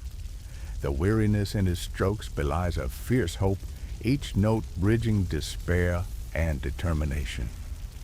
A quirky tidbit medieval minstrels often included improvisation to adapt tunes for local tragedies, creating a living archive of communal grief. Even as nobles vanish, music persists as a thread connecting all classes. You wander to an overturned cart scattered with leather goods, belts, pouches, and sheaths. A craftsman kneels beside it, diligently sorting through items, hoping to barter for a loaf of bread. Beside him, a former town clerk jots notes on a scrap of parchment, reorganizing neighborhood petitions for aid. You offer to trade a silver coin for a small leather pouch to carry your herbs. He tells you the leather came from a tanner who died of plague last week. You blink at the uncanny fact that even everyday items bear stories of loss. Mainstream fact inventories from the mid-14th century show a sharp decline in artisan guild enrollments as many experienced tradesmen perished. Historians still argue whether guilds were healed by this scourge or if new craftsmen quickly filled the gaps. You turn a corner into a narrow street where a baker has set up a bread for prayer stand. For every prayer said he gives a half loaf to a needy family. You approach, kneel, and whisper a prayer, "Good Lord, grant us bread and mercy." He hands you the loaf, still warm, its crust crackling. You think a half loaf might not stave off death, but it feeds hope, if only for an hour. At the stand's edge, a group of women knit strips of cloth into bandages for pest house infirmaries. Their needles click a soft metronome of communal care. One woman hums a lullaby, rocking herself between stitches, an uncanny calm amid chaos. As you step onto a small bridge spanning a sluggish river, you see bodies float past anonymous as driftwood. A fisherwoman hauls in a net tangled with clothing, damp hymns bearing traces of salt water and last breaths. She pulls out a small child's shoe. You flinch, picturing the child wailing behind sealed doors. Yet she uses that shoe to cross it to a grieving parent on the riverbank, passing along a broken trinket as a keepsake. Strange solidarity, the dead deliver tokens that surviving families clutch against despair. At the far end of the bridge, a priest summons you. He's built an outdoor pulpit and now offers blessings to peasants who cannot reach the cathedral. You kneel beneath his outstretched hand, feeling the brief pressure of his thumb against your forehead. "Go," he whispers, "and remember, even in darkness we walk together." You swallow hard. His words feel like a lantern in a storm. A local farmer, overhearing this, tosses 2 loaves at the priest for distribution among orphans. He's lost 8 siblings to the plague. Community forged in grief has no bounds. Near dusk, you pass a makeshift infirmary under an arbor of woven branches. An elderly healer tends to a young soldier whose leg is gangrenous, likely from a battlefield wound touched by plague-infested mud. The healer drapes a cloth soaked in rosewater and vinegar over the soldier's wound, reciting an incantation in a low tremor. You press a donation of your last herbs into the healer's palm, thinking of Section 4's plague waters. He nods, pocketing them carefully, then instructs you to leave, saying, "The weak cannot linger here." You step back into the pale twilight, grappling with how survival demands difficult choices. You wander toward a fountain, its water-tinted brown yet still the only fresh source around. A group of teenagers, barefoot and ragged, toss their emptied coin pouches into the basin for luck. You gape, superstitions persist, even when logic seems dead. A boy holds up a silver penny, then rubs it against a marble ledge, believing that the friction coin cleansing, he calls it, will break any curse afflicting his family. You nod, pulling back your own pouch, wondering if anyone will notice a missing silver as long as people live. On the far side of the square, you find a small chapel where orphans gather around a tattered tapestry of St. Christopher, the patron of travelers. One child traces the saint's painted face, eyes glistening. A seamstress, cheeks hollow from weeks of hunger, offers to mend the tapestry in exchange for scraps of cloth to patch orphans' clothes. Another child, eyes bright despite everything, collects tiny shards of colored glass from broken windows, using them to create a mosaic at the base of the altar. You kneel, adding a shard of your own tiny fragment of green that catches the final rays of sun. Together, you're creating hope, piece by piece.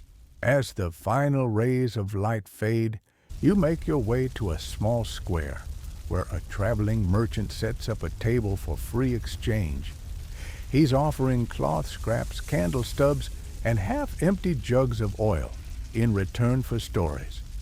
You share your tale of a rat-ridden barge from Section 1, a quack doctor's bloodletting from Section 2, and a flagellant's ritual from Section 6. The merchant listens intently, scribbling in a leather-bound journal. When you finish, he hands you a scrap of candle, only enough to light a bristle against your fingernail, but enough to pierce tonight's darkness. He says, "For your words, you earn a flicker.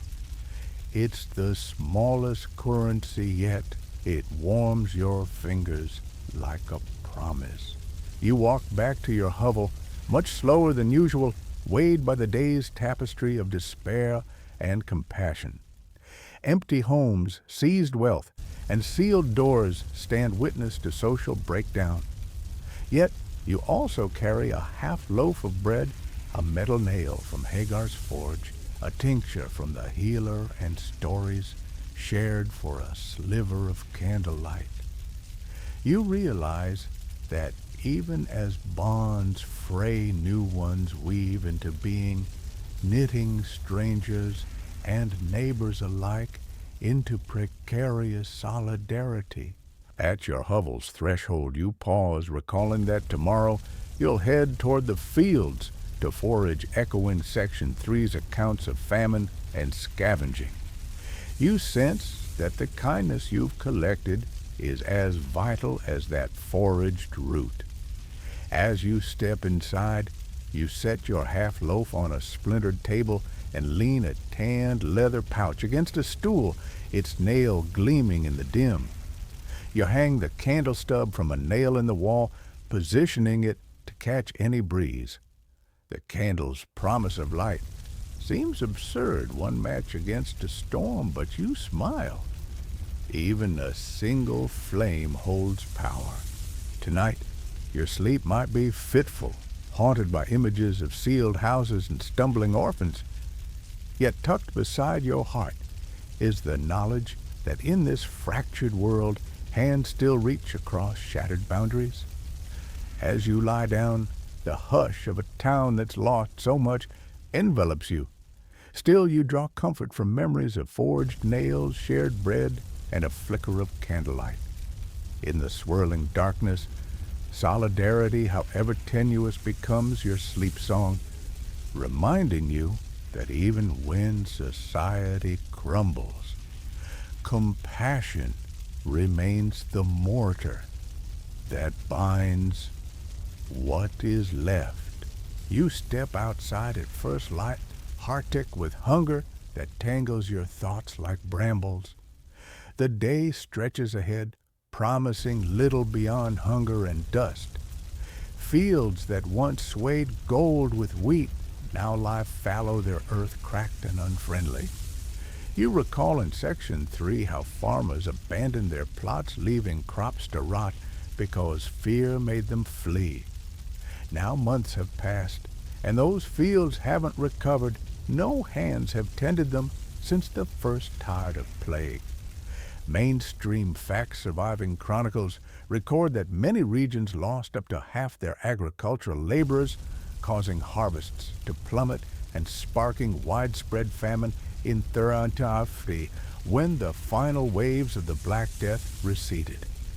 Historians still argue whether crop failures were solely due to labor shortages or also influenced by climatic changes that exacerbated poor yields. You trudge toward the forest edge where oak and hazel stand guard over a tangled underbrush. Your empty belly reminds you that yesterday's half loaf of bread from Section 7 has dwindled to crumbs.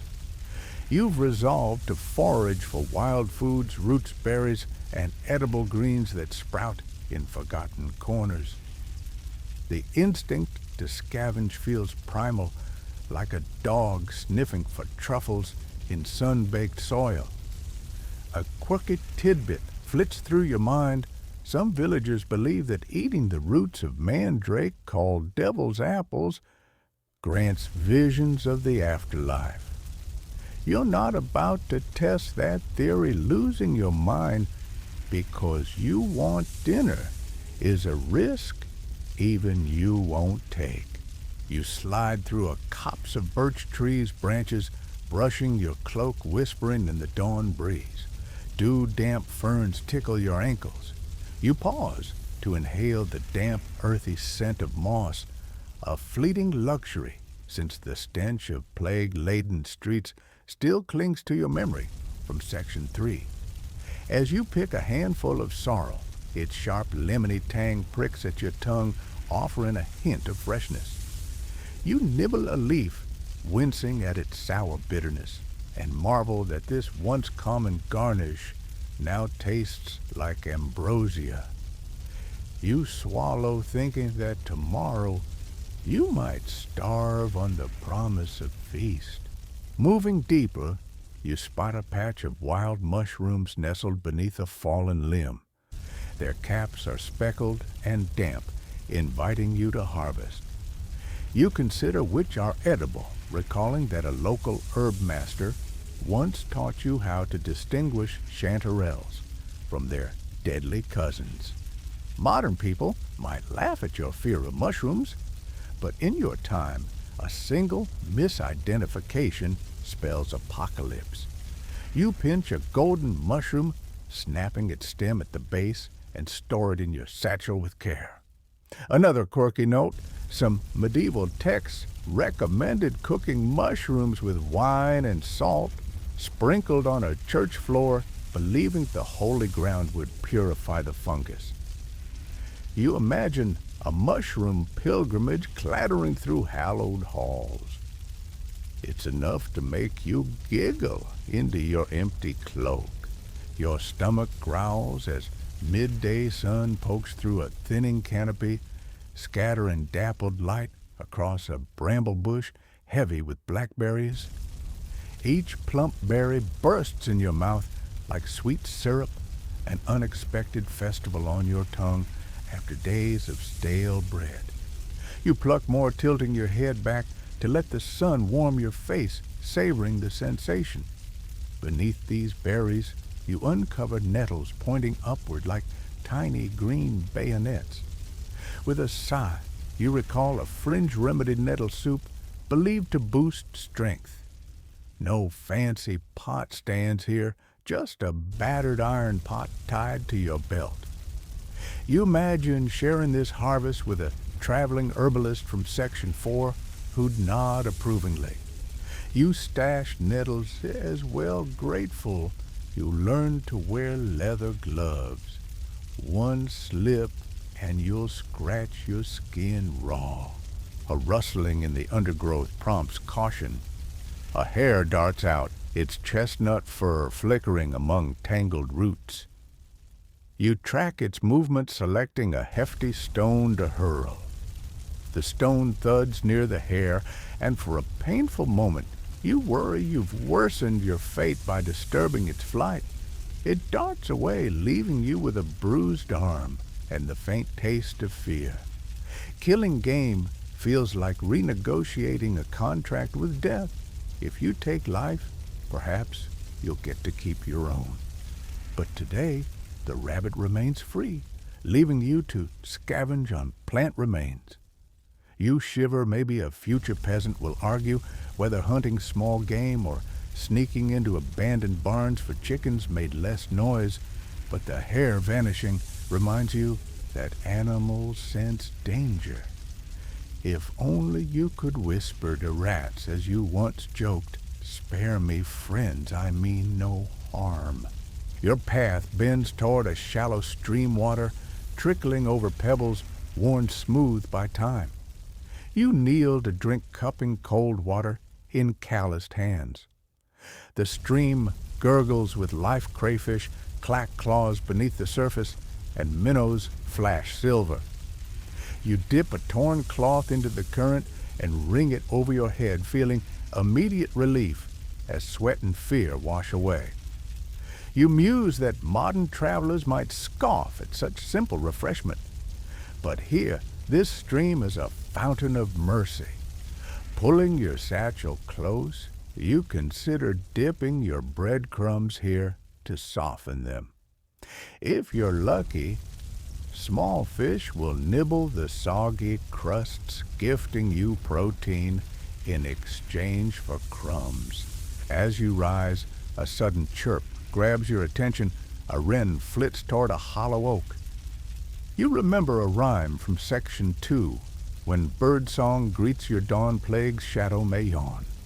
Some say bird migration patterns warned of pestilence, though no one knows. If crows that feast on corpses carry warnings, or something worse.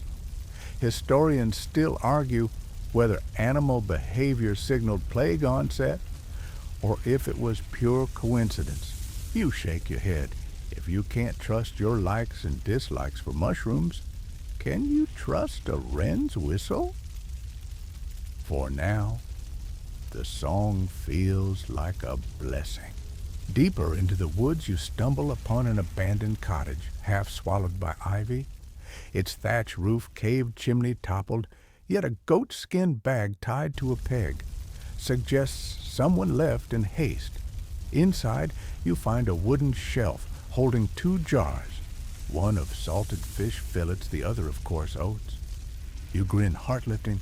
You pour oats into a small pouch and break a fillet into chunks.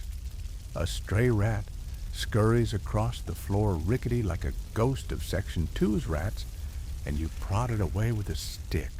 As you gather supplies, you wonder if this cottage housed a family who fled to quarantine too late. A ripped note reads, "Bread for Sarah return soon." You feel a pang. Sarah's father likely never returned. You grab both jars and a small carved wooden doll, a memento of vanished childhood, and leave the cottage with a sense of reverence. Your journey leads you back toward the town outskirts where a small vineyard clings to a sunlit slope. Vines droop with grapes purple as bruises. A guard stands by a weathered sign reading, "Do not enter plague zone." You recall that in Section 5, quarantine zones drew crosses on doors. Here, a vineyard's fence bears no crosses, yet the grapes must carry the risk of infection through juice, you think. You leap over the fence, cursing your luck, when the ripe clusters stain your fingers. You pop a grape into your mouth, its sweetness floods your senses, and for a moment you forget hunger. Some whisper that grape skins can purify the blood, hemocatharsis they called it, but you doubt anything so sweet holds true power. A fringe idea indeed, but you relish each burst of juice as a reprieve. As dusk approaches, forest shadows lengthen. You sling your satchel heavier, now brimming with blackberries, nettles a handful of fat mushrooms, oats, salted fish, and a cluster of plump grapes. Your hands smell of earth and berry juice aromas that feel more comforting than the vinegar and miasma masks of Section 4. You head back toward the town, hoping the guards won't scan your pockets for contraband food. After all, famine drives desperate laws as fiercely as the plague does fleas. At the edge of town, you spot a makeshift fire ring where a handful of survivors gather around embers. They stare with hollow eyes, their clothes moth-eaten, and their spirits thinner than rats' tails. You approach and place your wares on a flat rock, a scattering of mushrooms, a pile of grapes, a handful of blackberries, and a wrapped bundle of oats in a piece of linen.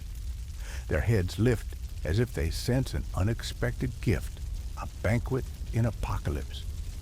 You begin snapping long branches for kindling, then fashion a tripod to hang a battered iron pot, just like the one you carried in Section 8's early morn.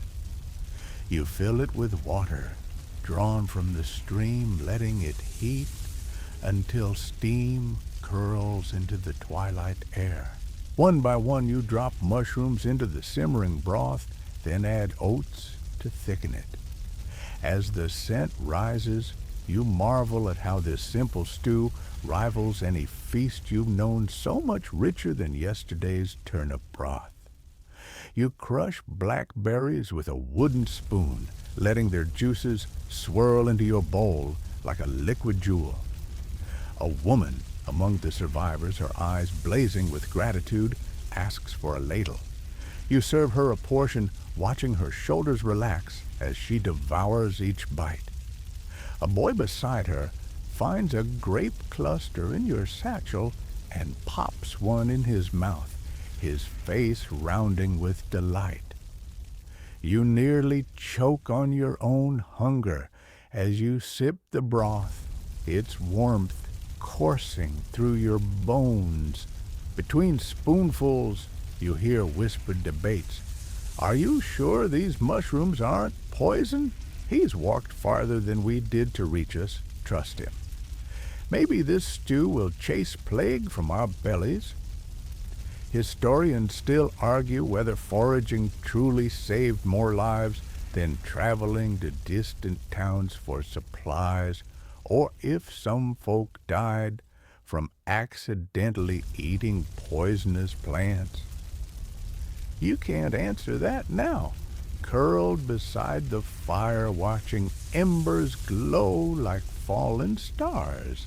Night deepens, and survivors settle into ragged slumber around the embers, trusting that your food will fuel their dreams. You scoot closer to the fire, wary of the chill that sneaks in when the embers die. You pull a tattered blanket around your shoulders, thinking that shared warmth has value beyond calories. Silence settles, punctuated only by soft snores and the crackle of dying coals. Somewhere an owl hoots nature's nocturne to accompany your vigil. Before you drift off, you lean back, tilting your head to watch stars emerge through gaps in the oak canopy. Each pinprick of light feels like a beacon, tiny promises that somewhere beyond the plague's veil, life still breathes. You remember how, in Section 1, you boarded a plague ship, bilged deep in rats. Now you forage mushrooms with the same hands that once trembled at fleas. Scarcity has a way of reshaping you, forcing you to trade fear for curiosity, desperation for ingenuity. A final thought coils in your mind. Tomorrow, you might head into the fields to gather wild onions or seek out wild pigs in the forest's heart. For now, however, you rest beside the fire, the taste of blackberry and broth seared into memory.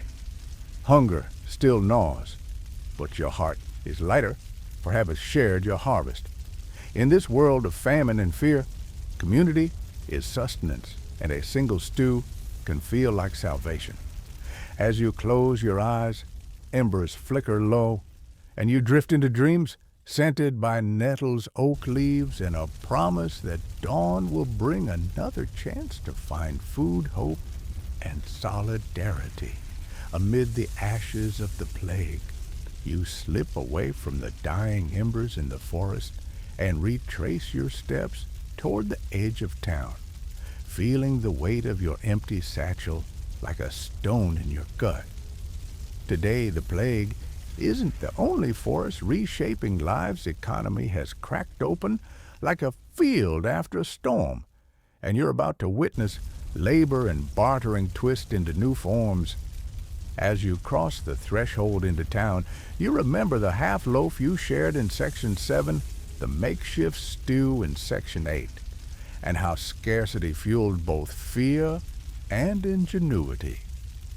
Now you'll see how scarcity turns into bargaining power, tipping the scales toward those who once labored in silent shadows.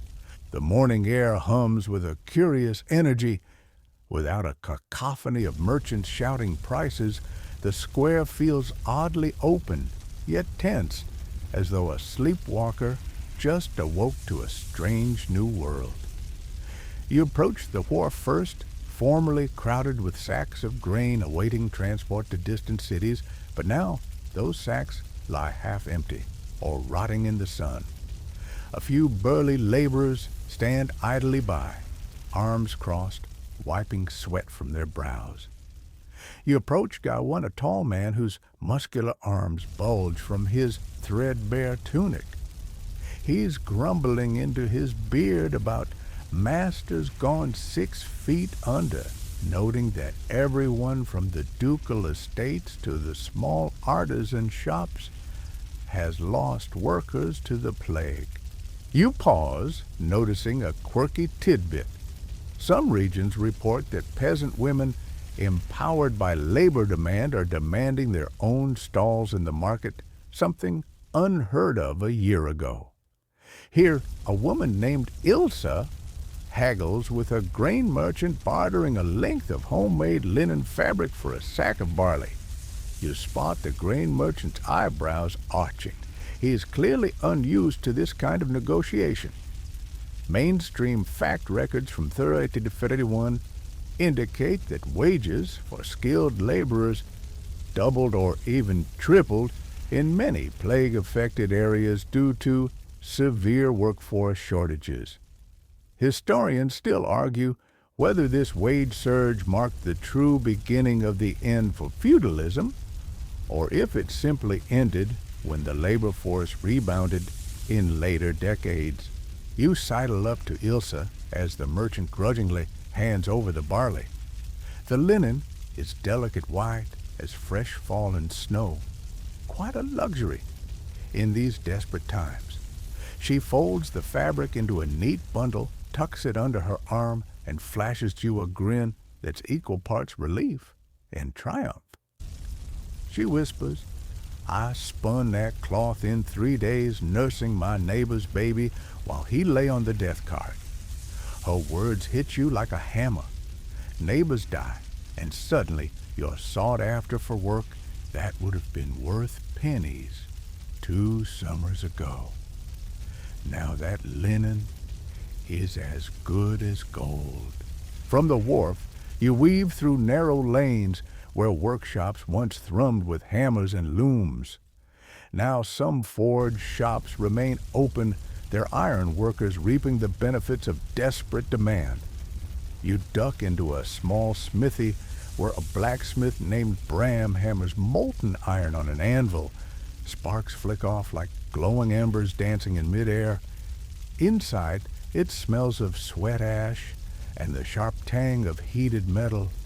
Bram's apprentice is gone, no one to fetch bellows or quench hot metal, so Bram works double shifts, sweat matting his hair to his scalp. You approach the forge and inhale deeply, feeling your own muscles twitch with envy. A chunk of iron clinks as it's placed in water, sending a hiss through the air. You ask Bram if he's heard about wage changes. He smirks, wiping soot from his face. "Last month, I paid this kid a penny a day. Yesterday, he demanded 3 pennies, saying if I don't like it, he'll nail horseshoes across the bridge."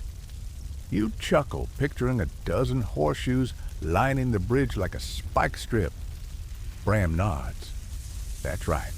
Couldn't pay him quick enough, or he'd leave to haggle with the miller for a peck of corn. You whisper to yourself, "Welcome to the new economy," as you scratch a mark on a piece of scrap iron, your own tally of how many times you've witnessed a laborer walk away from a dying master into the sun.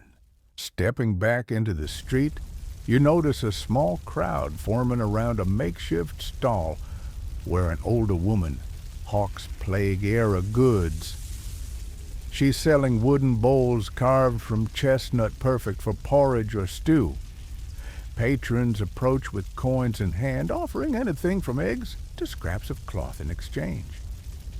You exchange a bright copper penny for a bowl, grateful to angle its rim toward empty hunger.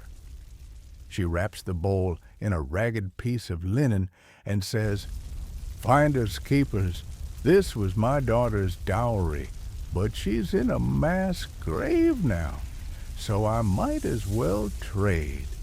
You swallow hard, recalling your own cloth stash from Section 8, imagining her daughter's future destroyed by plague.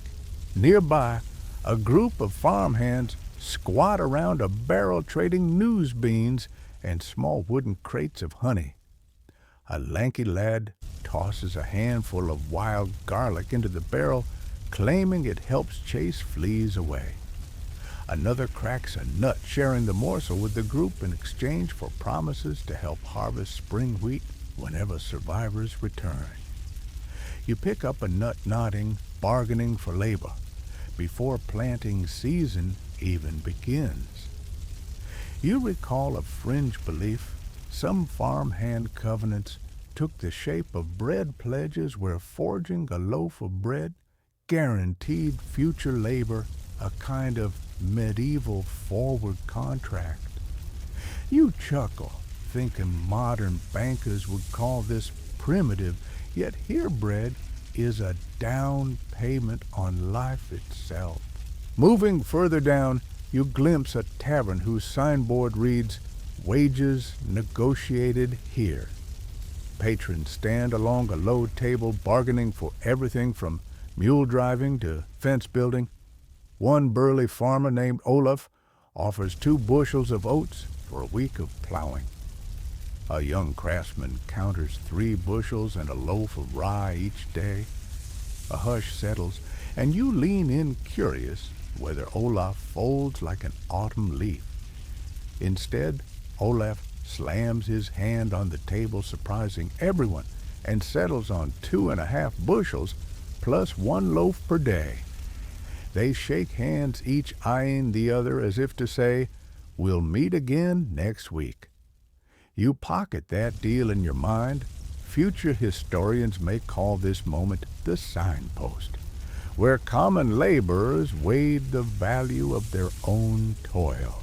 Leaving the tavern, you make your way to a black market alley, where merchants trade goods smuggled out of quarantine zones. Here, silks from a noble house like the one you saw plundered in Section 7 are cut into narrower strips and sold as trim for garments. A merchant offers you a length of burgundy silk in exchange for a half-dozen eggs, fresh milk, and a handful of dried sage. You blink, eggs and milk have become precious currency, more desired than the coins you clutch. You part with the eggs and milk, tucking the silk under your arm like a prize, imagining how its sheen might fetch you bread for weeks. You step into the open marketplace where locals have erected posting boards. One reads, "Labor wanted harvesters for barley Wilford fields." Good pay in flour. You scribble a patchy reply, "Can harvest half field for 1 sack of flour." You post your note, hoping someone sees it by dusk. Next to your job posting is another demand, cook needed for pest house cafeteria. We'll barter clothing for shifts. You rub your chin, reminds you of Section 5, where pest houses hovered between sanctuary and death trap. Cooking there would be a gamble, but a full meal for 1 day's work sounds irresistible. A pack mule, led by a gaunt courier, plods through the square. Strapped to its back is a crate marked "Vaccines and Remedies," though no one knows what's inside, perhaps a fringe reference to exotic herbs or holy relics.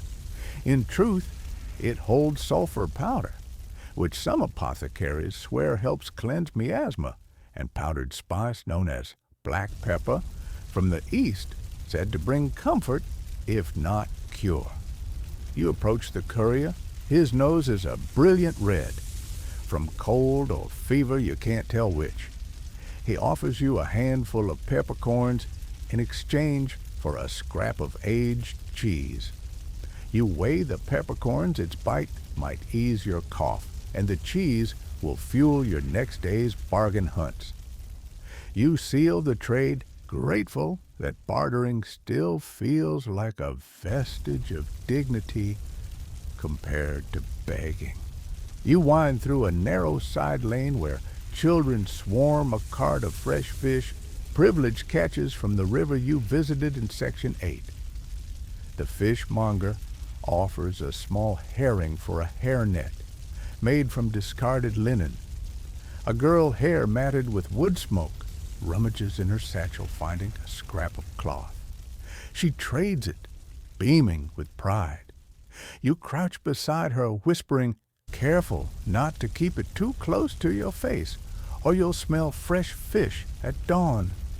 She giggles, biting into her fish, and you realize that humor still blossoms even in the sharpest scarcity. As dusk gathers, you find yourself outside the granary gates where sacks of grain are hoarded behind iron bars. A guard calls out to a woman trying to barter, "Not today, Martha. Come back tomorrow with silver." Martha's face twists, and she stomps off, muttering about greed. You recall Section 2's note that some towns freed corvée laborers from serfdom, giving them leverage. Here, Martha's leverage is vanishing faster than flame in a storm. Yet you also witness farmhands pooling coins to purchase a quarter of a sack each community, saving against hunger. You press on to a candlelit workshop where a weaver named Annika delicately repurposes old banners into cloth masks. Patrons queue handing her scraps of wool or silver coins for a mask of sturdy twill. She murmurs, "If you're wearing no mask, you're drawing death's attention. You accept a mask in exchange for the burgundy silk you bartered earlier." She stitches your name into the hem, a curious token of identity when many names are erased by plague. Historians still argue whether face coverings like these truly slowed plague spread, or if they served more as psychological armor, an early form of social distancing. Night falls, and the streets glow with lanterns that flicker like distressed fireflies. You settle on a bench beside a stagnating fountain, counting what you've acquired: one brass bowl, a length of silk, mask, peppercorns, a linen hairnet, and the weaver's mask tucked in your cloak. Tomorrow, you'll trade the bowl for grains and perhaps find a stable job at the granary pulsating behind walls. You reflect on how the old hierarchies, masters over serfs, merchants, over market veer toward a new equilibrium. Laborers hold cards worth more than gold, and bartering rekindles trust in a world where coins may carry death. You breathe deep, sensing the faint aroma of roasting onions from a nearby tavern, likely an announcement that stews are for sale to those with coins or cloth. You check your satchel, ensuring your silk mask is secure against fleas and cobblestone grime. You think of Ilsa's linen in the morning sun, Bram's hammered nail, the baker's bowl, and how each is a testament to changing fortunes.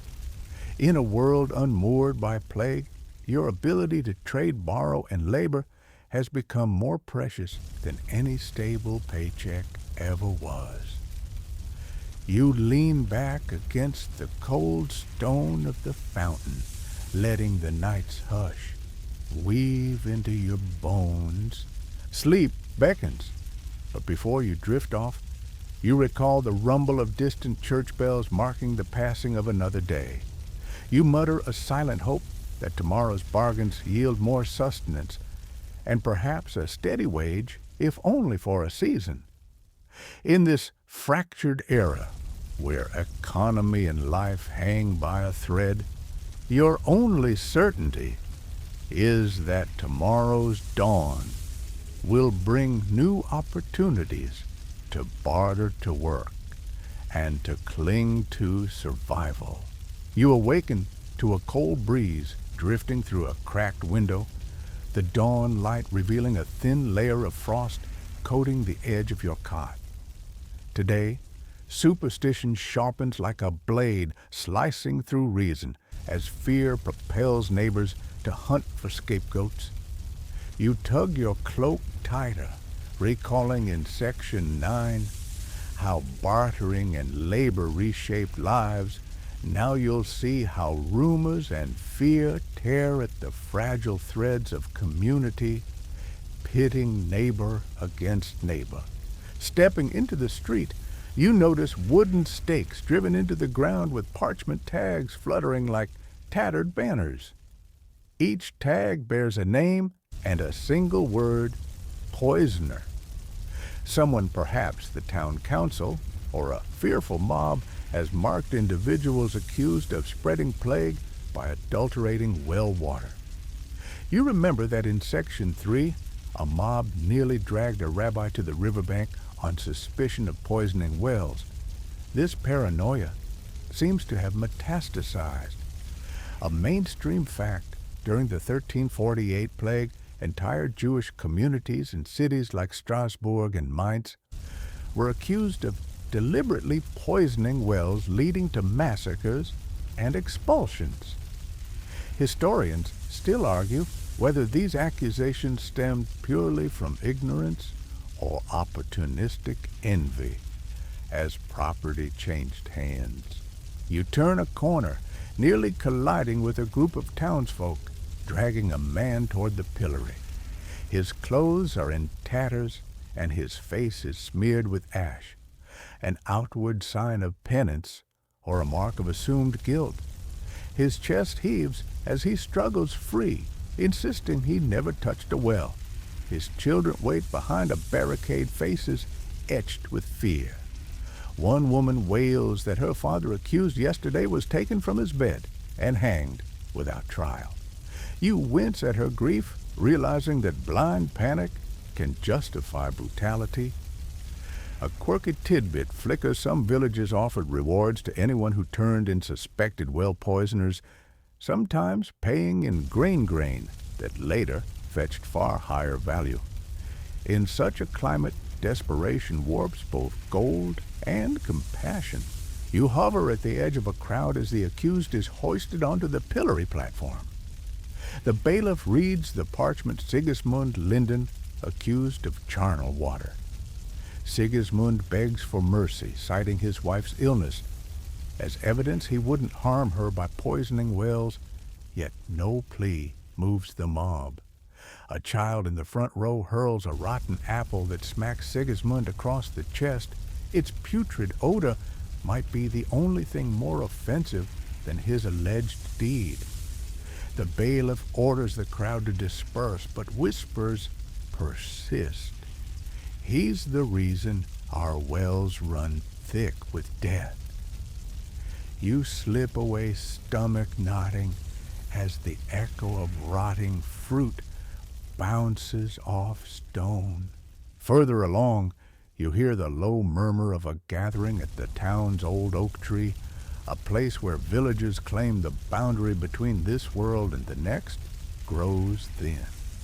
Under its branches stand a dozen men clad in black hoods.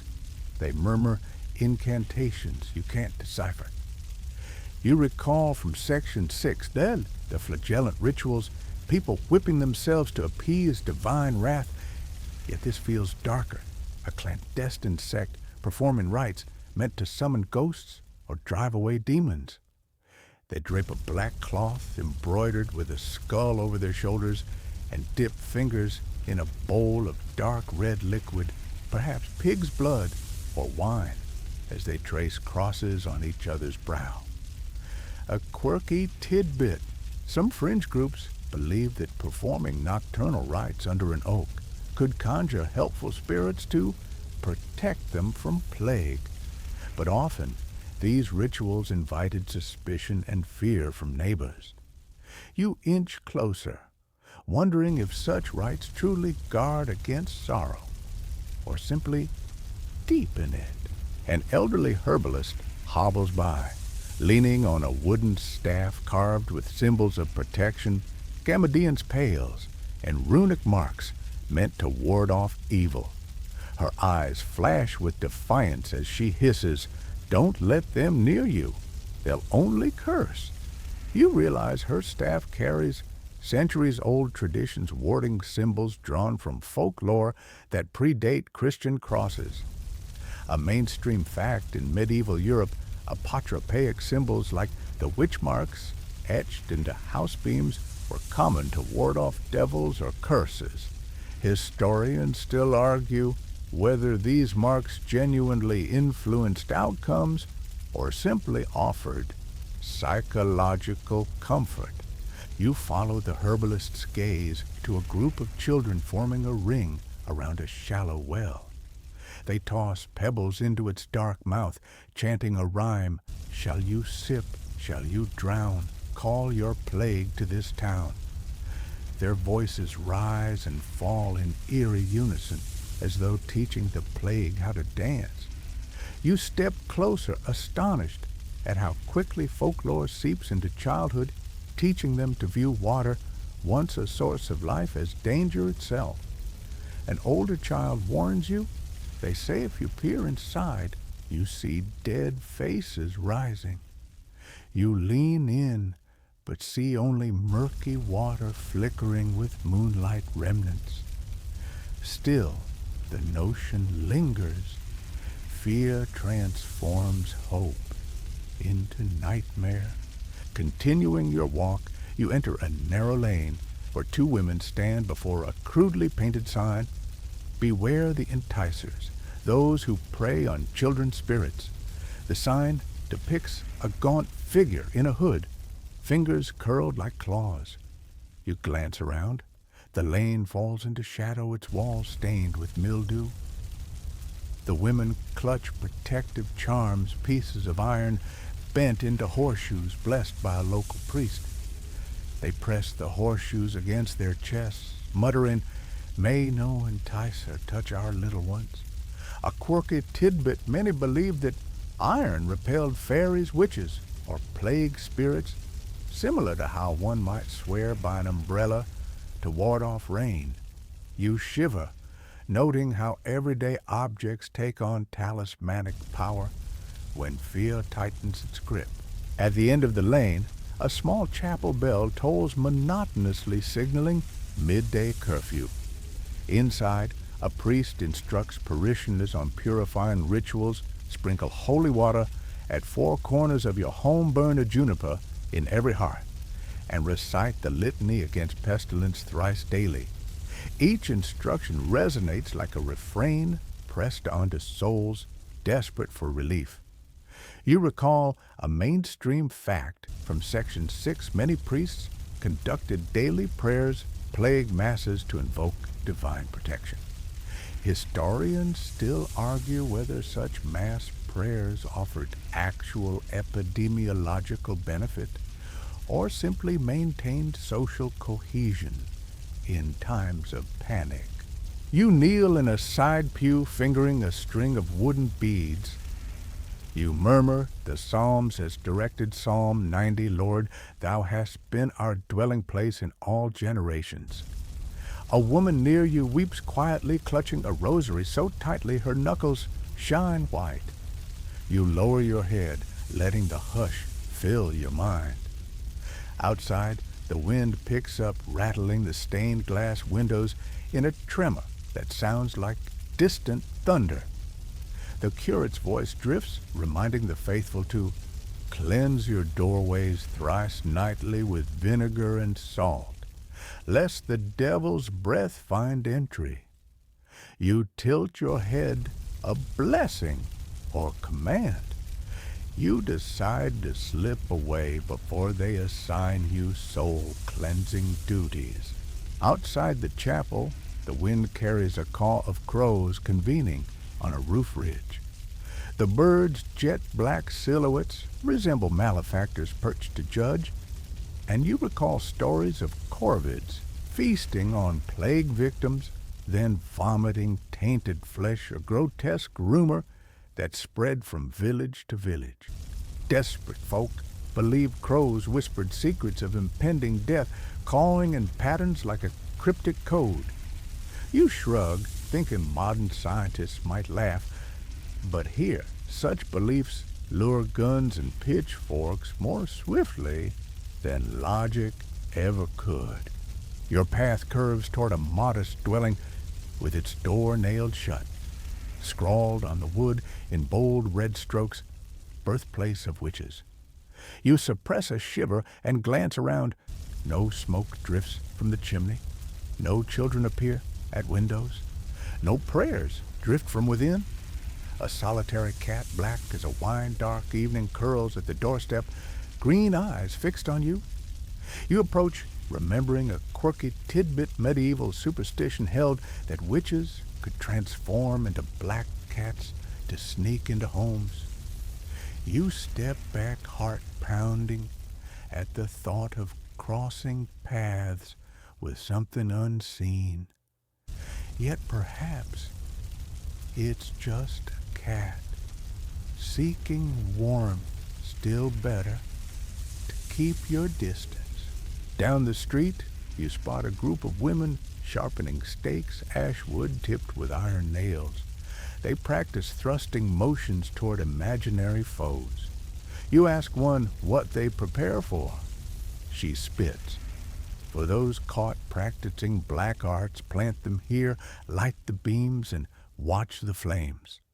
She gestures to a rough pyre assembled in a courtyard. A dozen accused witches await trial at dusk. You blink at her conviction, that a single session of herb lore or singing in the night marks one as a witch worth burning. A mainstream fact, witch trials surged during plague years, with accusations often fueled by local rivalries or envy over land or dowries. Historians still argue whether women with herbal knowledge were scapegoated for lacking male protectors, or if economic motives, seizing property, drove many prosecutions. Your skin crawls as you pass the courtyard, seeing several women, huddled faces pale and defiant. One, apparently named Marguerite, stands with her arms-bound chin raised in proud defiance. She stares at the sharpened stakes as if challenging them to burn her and emerge hollow afterward. Another, young as a girl of 14, stares at the flames in the pit's heart, tears carving dark streaks on her cheeks. You wonder if any of them truly consorted with evil, or if cruelty alone condemns them. You raise a hand in silent solidarity, but no one means to save them. It's a grim auction where souls are hammered by fear. A sudden shout echoes. Here comes Father Mathis, the preacher of salvation. You spin to see a man in threadbare robes, arms outstretched, striding past the pyre as though to bless the condemned. He whispers urgently, "Let no one bear false witness, rely on confession." But each woman's silence is a weapon against him. Marguerite spits on the ground, refusing absolution from a church she distrusts for failing to stem the plague's tide. He turns face grim, muttering that slander and blasphemy carry equal sin. An old woman in the crowd hobbles forward, brandishing a broom. "Witch!" she screams, swatting at Marguerite's face until guards drag her back. The preacher files into the chapel, leaving cruelty to stand in his place. You hesitate, torn between retching at the sight and the sickening intrigue that compels you to stay. You press closer hand to your mouth to stifle a gag, recalling in Section 5 how hastily compiled lists of plague victims often omitted entire families. Here, hastily compiled accusations doom souls. You remember a fringe rumor to prove innocence. Accused witches must recite the Lord's Prayer backward, but everyone knows the backward prayer is unintelligible, ensuring conviction. You glance at Marguerite, whose eyes bore into you, pleading wordlessly for remembrance beyond this day's hatred. As afternoon fades, murmurs of an execution drum through the lanes, voices chant, "Bring forth the accursed." You slip away, slipping between narrow passageways where shadows ebb and flow like water. The stench of fear grows thicker than rot. Birds caw overhead, circling again, harbingers or scavengers, you can't tell. You recall in Section 8 how animals sensed danger.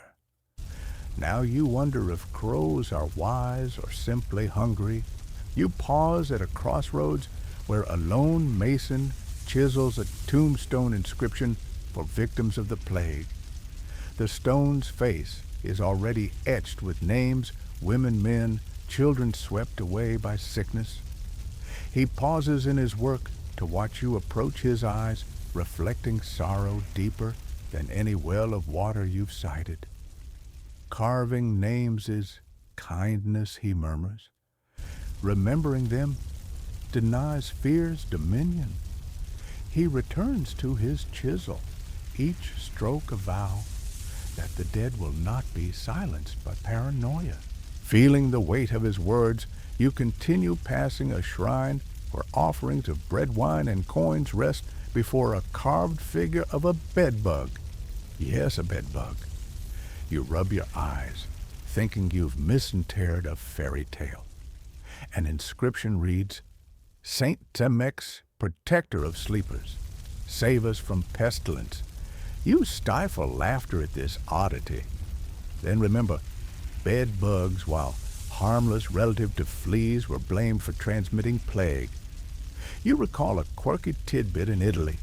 Some believed hosting a festival for Saint Simex would ensure restful sleep and deter night terrors of disease.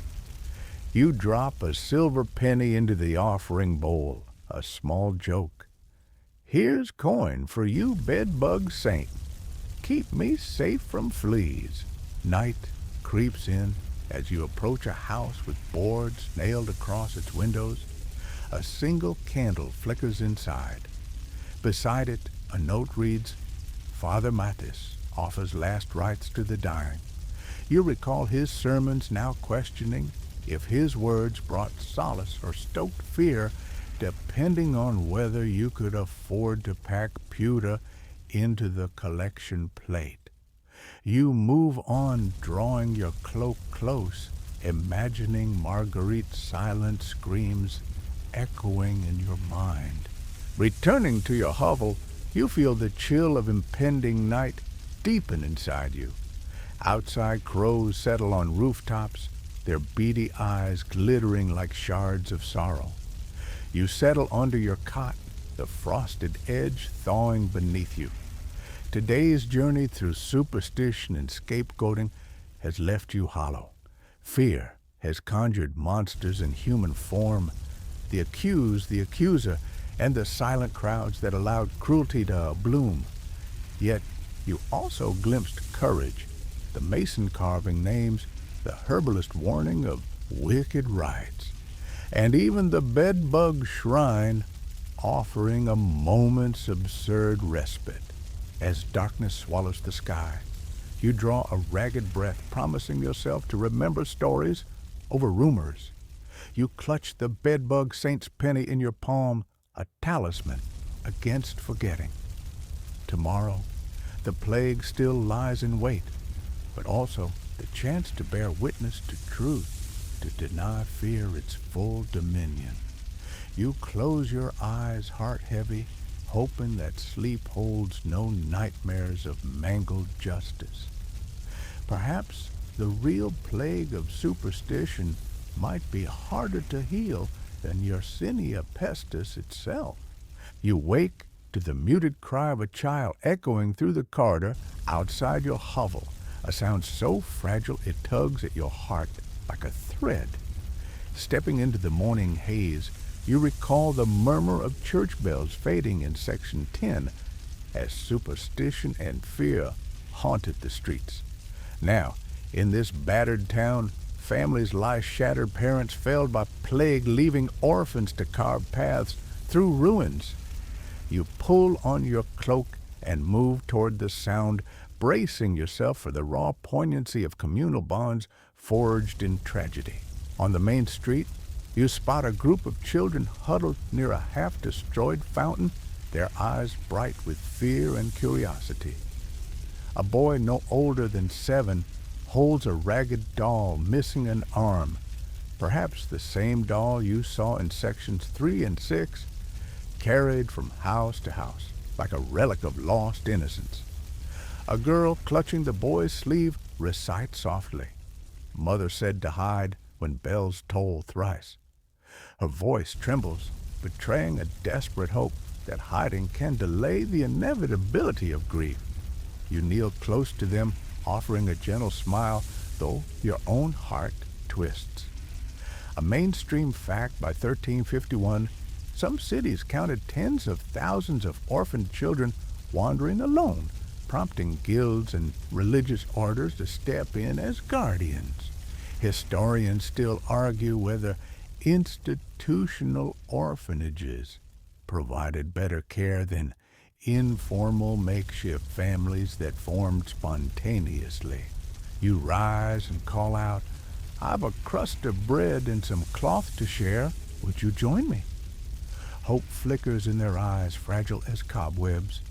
They nod, and you guide them down a side alley where a group of women has gathered sewing scraps into blankets. One robust woman her hair streaked with gray, welcomes you. She's named Alessandre. I remember her tending to patients in Section 5's pest house. Now she crochets stitches of azure and gray for a makeshift crib by the hearth. Any child can sleep here safe from the fleas that lurk in gaps between boards, she says. You nod, recalling how fleas in Section 2 served as plague's silent cavalry. Alessandre's blanket, however threadbare, aims to guard these orphans until they find respite. A second woman, younger, whispers, "He's mine. My husband died clutching my hand in that bed." She holds a toddler who claps at you shyly. "We have 5 now," she adds, voice brittle. Some made it through plague, others came from beyond the walls. You remember in Section 7 how solidarity emerged amid looting and dashed families. Here, solidarity cements with children playing tag around piles of rubble. You hand over a scrap of linen from your satchel. The toddler's eyes widen as she clutches it. You hope the cloth wards off both chill and sorrow. Beyond the alley, you see a line of hastily erected wooden crosses marking graves in a walled garden. You step via a gap in the hedge and find a young widow kneeling at a fresh mound of earth. Her face is pale. Beneath a woolen hood, her children vanished last week, claimed by fever and delirium. She murmurs a lullaby to the mound as though her words might soothe the soil itself. At her side sits a small box containing the few tokens she could salvage: a copper coin, a fragment of a brass ewer, and a scribbled prayer scroll. You offer her fresh water in a wooden bowl, and she drinks gratefully, nodding in gratitude. A quirky tidbit: some medieval widows carried their late husband's shoes tied around their waists, believing the lingering scent provided protection from evil spirits. You offer her your own worn shoes in exchange for that box of tokens, but she declines. Sacrificing relics feels too high a price. You continue through winding lanes until you reach an open courtyard turned impromptu orphanage. Long benches, once part of a guild hall, now serve as cribs lined with straw.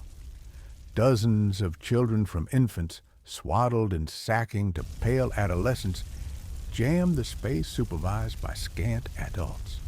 A priest stands at the threshold, blessings in hand, calling out, "Who brings food? Who brings cloth?" His voice shakes with devotion and fatigue.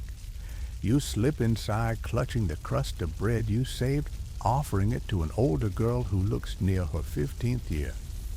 She takes it with trembling fingers, wideness in her eyes that suggests hunger and surprise.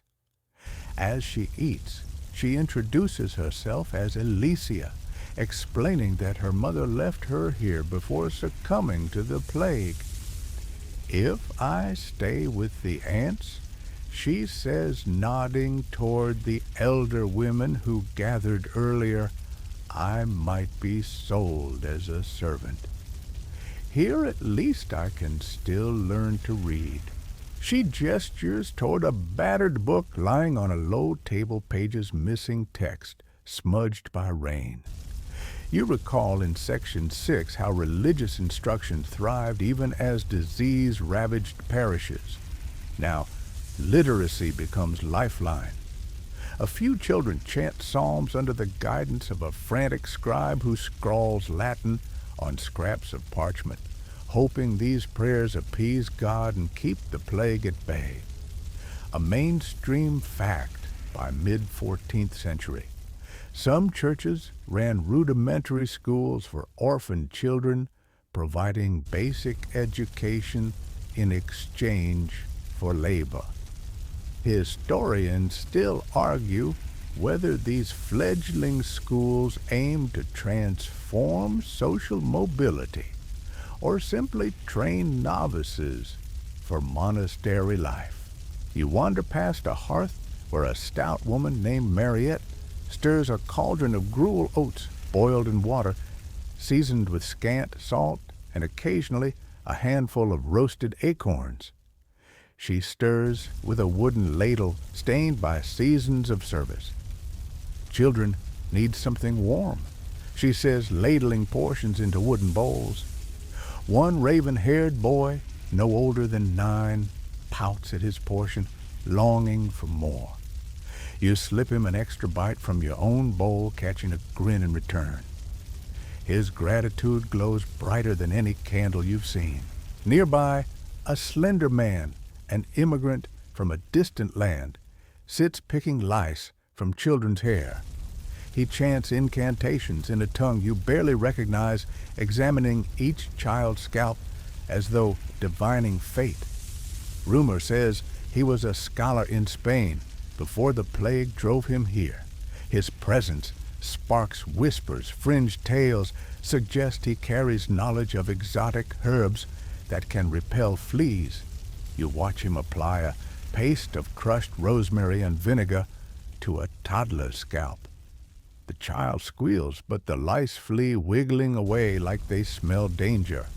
You swallow, hoping that the herbalicious concoction does more than just itch.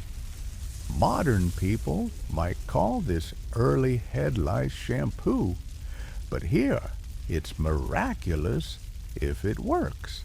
As midday approaches, you hear a distant clamor, children singing in ragged harmony. We are orphans, we are free, be our family, hear our plea. Their voices ripple through the courtyard like a beacon. You follow the sound to a covered pavilion where a middle-aged widow, once a seamstress, conducts a sewing circle. She fits older children into dresses and tunics repurposed from nobles' wardrobes, echoes of Section 7's auctioned estates. A boy struggles with a tunic far too large, and she ties a piece of cloth around his waist as a makeshift belt. Better to look respectable than shiver, she says. If you walk through town with dignity, you stand a better chance of earning work. You nod, knowing that appearances can be as powerful as kindness. A cluster of toddlers toddles into the pavilion, their chubby hands clutching bits of bread they found under crates in Section 8's forest encampment, savoring each crumb. One toddler plucks a tuft of yarn from a half-finished blanket and giggles, tugging at it as though testing its strength.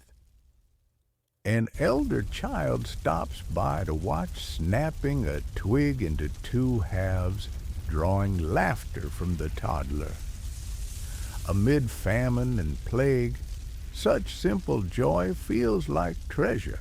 You step back into the main corridor, pausing before a wall where a parchment scroll lists names of foster families willing to take in orphans for a fixed stipend of grain and cloth. Beneath each name, there are tally marks, days the family has housed a child. You spot a name you recognize: Bela, a former traveling merchant from the eastern provinces. His tally stands at thrice weekly. You wonder what drives him: compassion, a desire for extra hands in his cart, or a blend of both.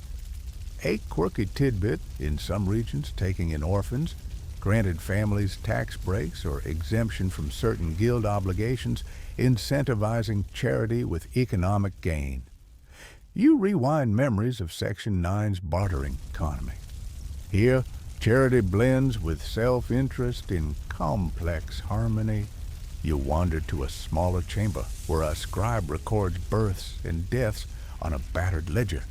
Next to him, a midwife, her hands worn by countless labors, tends to a young woman giving birth in the shadows of plague.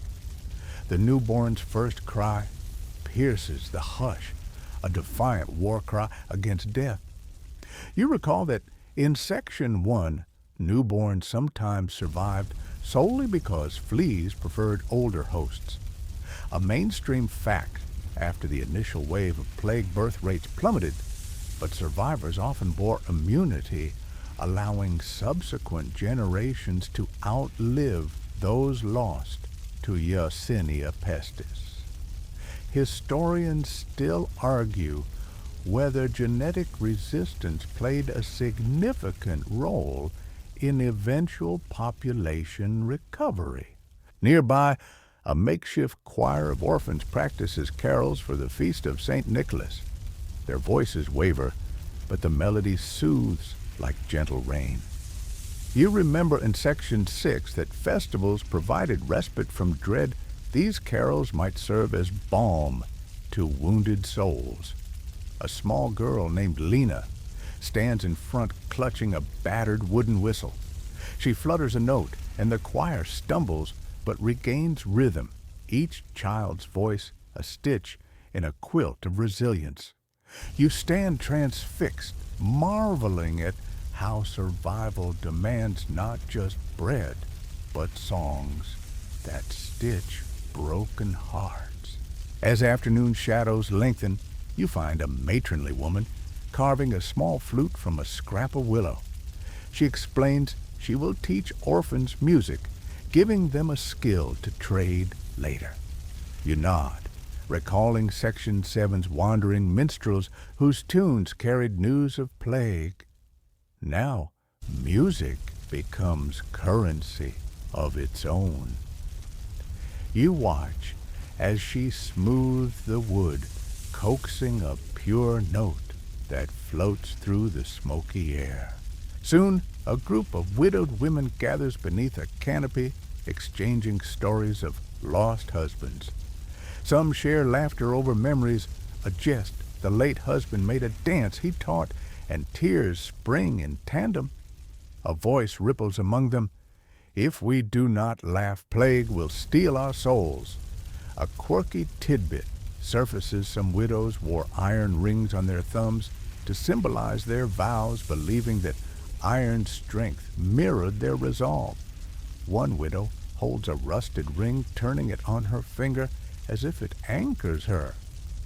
You offer her a pinch of peppercorns from Section 9, suggesting she toss one into her stew for courage. She smiles gratefully, pockets it for moments when sorrows strike too deep. As dusk falls, you gather near the courtyard center where a torch blazes in a barrel. Orphans cluster around the fire, holding tin cups of thin soup.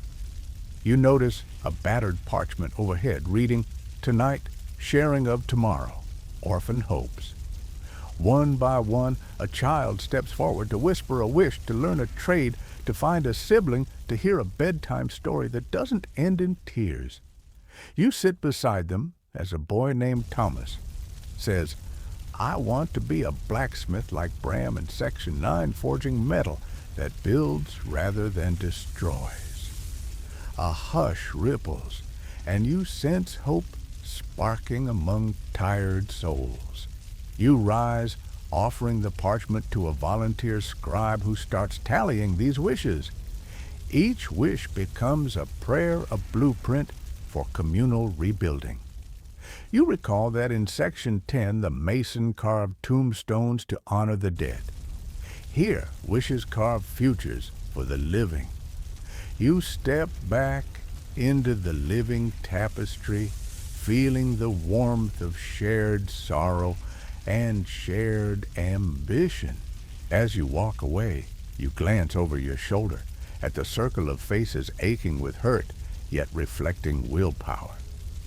In this fractured world, orphans stitch their own families with threads of kindness and necessity, forging bonds that no plague can fully sever. You carry their stories with you as you head into the night, determined to remember each name, each hope, and each fragile ember of community that keeps this world alive amid darkness. You awaken to the smell of damp earth and faint smoke drifting from a distant hearth, and for a moment you think that the worst is over. In section 11, you saw how orphans and survivors stitched their lives together in a patchwork of sorrow and hope.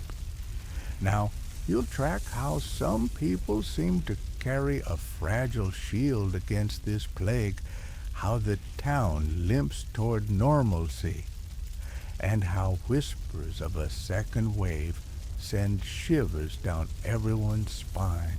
Stepping outside, you notice a thin mist clinging to cobblestones. You recall how in Section 1, ships disgorged rats into port towns. Now, fewer rats scuttle about as though they too have learned caution. Here and there, charred pyres from mass burials smolder, sending sweet acacia wood smoke curling into the gray sky. You breathe deep, aware that despite all the death, a handful of people have survived without succumbing to those ominous black boils. Medieval folk whisper that these survivors are blessed by God or protected by saintly intervention. A mainstream fact modern studies suggest that people who survived the plague may have had genetic mutations variants of the CCR5 gene that conferred resistance to Yersinia pestis. Historians still argue whether such innate resistance significantly affected population survival, or if sheer luck best explains who lived and who died. You trudge down a narrow lane where the baker's shop stands half rebuilt. The baker, an old man with flour-dusted whiskers, kneads dough as though mixing hope into each loaf. He's one of those rare survivors, his skin unmarked by buboes, able to work again. You ask him how he avoided the disease. He shrugs.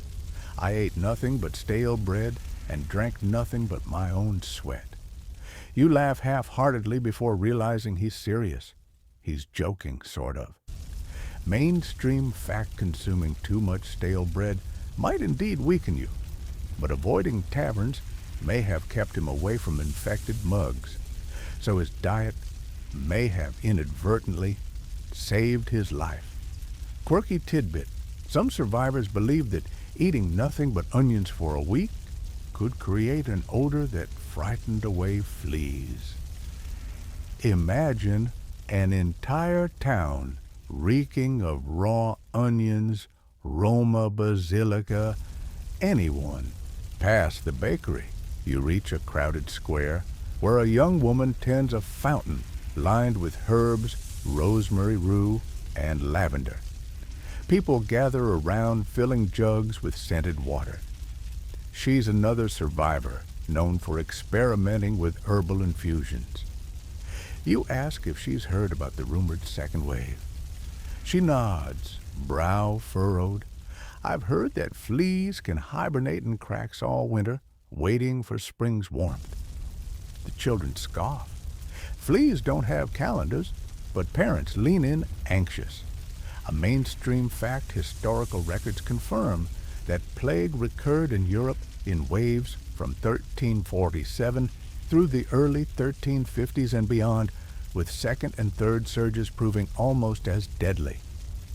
Historians still argue whether those waves were caused by reinfection from animal reservoirs or by lingering bacteria in the soil. You wander toward the rickety bridge you visited in Section 7. Beneath, the water gurgles over stones, its surface dotted with petals from the spring-blooming flowers you recall from Section 8's woodland foraging. A fisherman stands casting nets for minnows, his catch modest, but enough to feed a family. He's survived the plague too, though his wife did not. He points to the riverbank. I lost her to the fever, but I stayed away from tomb fields.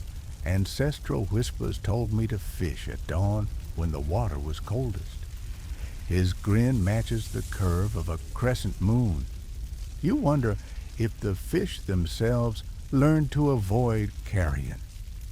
Quirky tidbit folklore suggested that fish caught at dawn were cooler in spirit and less likely to carry disease. You half expect the fish to wear tiny masks. Crossing the bridge, you enter a community gathering where a man calls out names from a ledger. Thomas Holden, immune. Bridget Clark, immune. Allen of Chipping, immune. Each name gets a nod, a cheer, or a wary glance. You approach to see how they test immunity. Spoiler: there is no microscope, no modern lab. Instead, they note who survived constant exposure, like a group of nurses in Section 5 who tended the sick without succumbing. The implicit test: if you flew into a pest house, cared for a friend with wet boils, and still walk upright, you count as immune. A mainstream fact: medieval physicians recorded anecdotal evidence of survivors never falling ill again, though they lacked knowledge of antibodies or adaptive immunity. Historians still argue whether these observations prefigured modern immunology or were merely instances of simple refractoriness born of luck. You find one survivor on a wooden platform addressing a crowd. If you've cared for the sick and remained hale, speak up. We need workers to clear graves and rebuild walls. He's a tall fellow, once a mason, before the plague stole half his guild. Now he rallies survivors to raise houses and mend fences, believing their immune status grants them temporary exemption from fear. You think modern construction sites might balk at hiring plague survivors, but here they crowd around him, handing him tools. You wonder if they'll become a new aristocracy of the healthy, walking proof that disease is both enemy and teacher. As you leave, you pass by a fenced-off garden where survivors cultivate vegetables in raised beds. Carrots, kale, and parsnips sprout in neat rows. The woman tending them, named Rochilda, tells you that she felt a wave of nausea last spring, but recovered within days. Since then, she shared seeds with other survivors. You inhale the earthy scent of turned soil, recalling Section 8's foraging days, and how bitter nettle stew brought relief. Now the town grows its own vegetables, hard-won progress. Quirky tidbit: some survivors believed that burying a piece of cloth used to wipe the blood of a plague victim in the garden purified the soil. They'd plant seeds around that cloth, hoping life would rise from death itself. Turning a corner, you arrive at a small gathering outside the old abbey. A monk stands on a wooden crate reciting a sermon from memory. God shall not afflict you forever. He will cast all our sins into the depths of the sea. We must trust in his purpose. His voice echoes across empty pews. Fewer than half the abbey's clergy remain. You wonder if healing comes from prayers or from the sheer fact that survivors assemble bearing testament to life's stubborn persistence.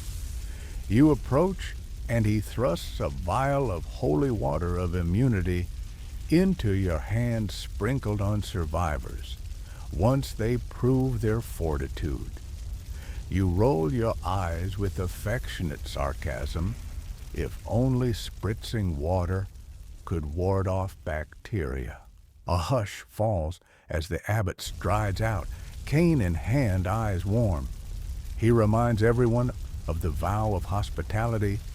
Open your doors to those immune. Let them work. Let them teach. Let them live.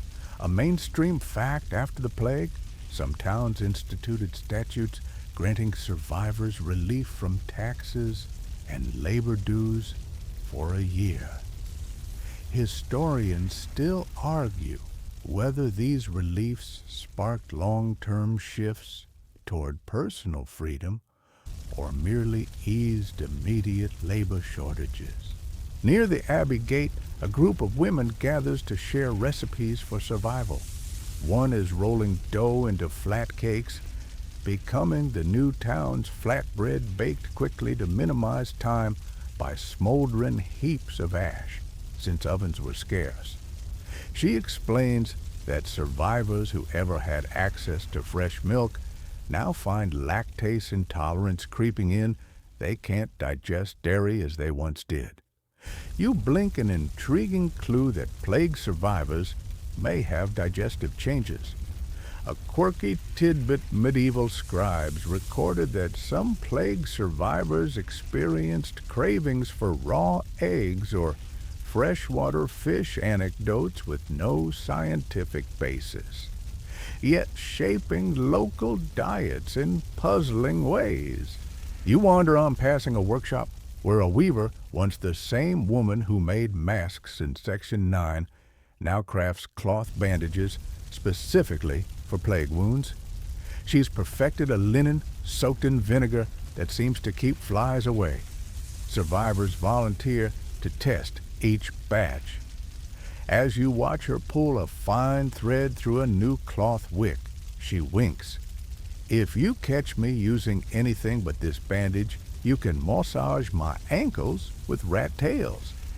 You smile, noting that her humor is as vital as her thread count. Nearby, you glimpse a child, once one of the orphans from Section 11, sitting on a scribe's lap, learning to write her name.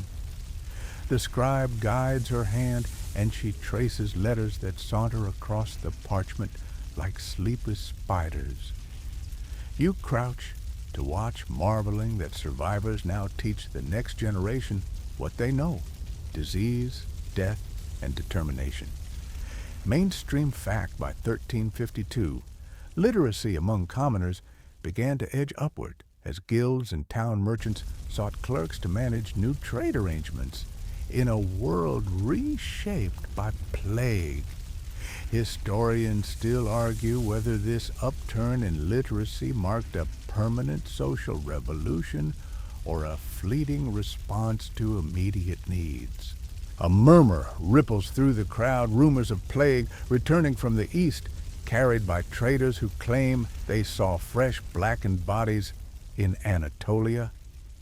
You feel a chill recalling Section 2's cautionary tales of fleas hitching rides. A man nearby mutters, "They say it's stronger this time, kills in hours, not days." You chuckle in disbelief. If fleas truly have a timetable, they're far more organized than late-night couriers. Yet fear claws at your ribs. Survivors clutch their bandages, listeners cross themselves, and children draw protective runes in dust. You slip away from the anxious gathering, seeking solace by the river where you once drank fresh water. Here, the fisherman from earlier casts his net again, but his eyes are dark with dread. He tells you that traders from the east have left crates along the eastern road unclaimed and rotting. "We dare not move them," he whispers. "If plague rides inside, the wind could carry it again." A mainstream fact: historians record that plague waves often followed trade routes, making border towns hotspots for reinfection. Historians still argue whether closing borders or quarantines proved most effective, or if both amounts to rearranging deck chairs on a sinking ship. As dusk settles, you cross the bridge once more, each step echoing on the worn planks. Below, the water shivers under moonlight. Survivors from each section of your journey have converged here: the baker kneading dough, the herbalist filling jugs, the mason carving names, the orphan singing, and now you bearing witness to this precarious calm. You think of Section 5's quarantine rules, how isolating the sick slowed the plague, and wonder if isolating the healthy could do the same against lost hope. Back in your hovel, you set your bandage-stained mask on a hook by the door. You pin the vial of holy water of immunity, next to it a relic of faith rather than science. You close your eyes thinking of tomorrow's dawn and whether it will bring a renewed wave of sickness or a tide of healing. You clutch a scrap of linen inscribed with a prayer from section 6. Grant us mercy through dawn's light, lest night's shadows find our flight. In this fragile hour, survivors carry both scars and songs, proof that life persists even when ravaged by plague. As you drift toward sleep, you trace the names etched on your mind, those who survived, those who taught you kindness, and those who now stand watch for phantom plagues on distant roads. You know the second wave may come bringing fresh terror or new truths about immunity's reach. But for now, you surrender to rest, embracing the uncertain promise that in the aftermath, humanity's resilience may outweigh fear's darkest whispers. You wake to a chill breeze slipping through a cracked window pane, the scent of last night's embers still clinging to your cloak. In section 12, you witnessed how some survivors believed their bodies had become improbable fortresses against this scourge.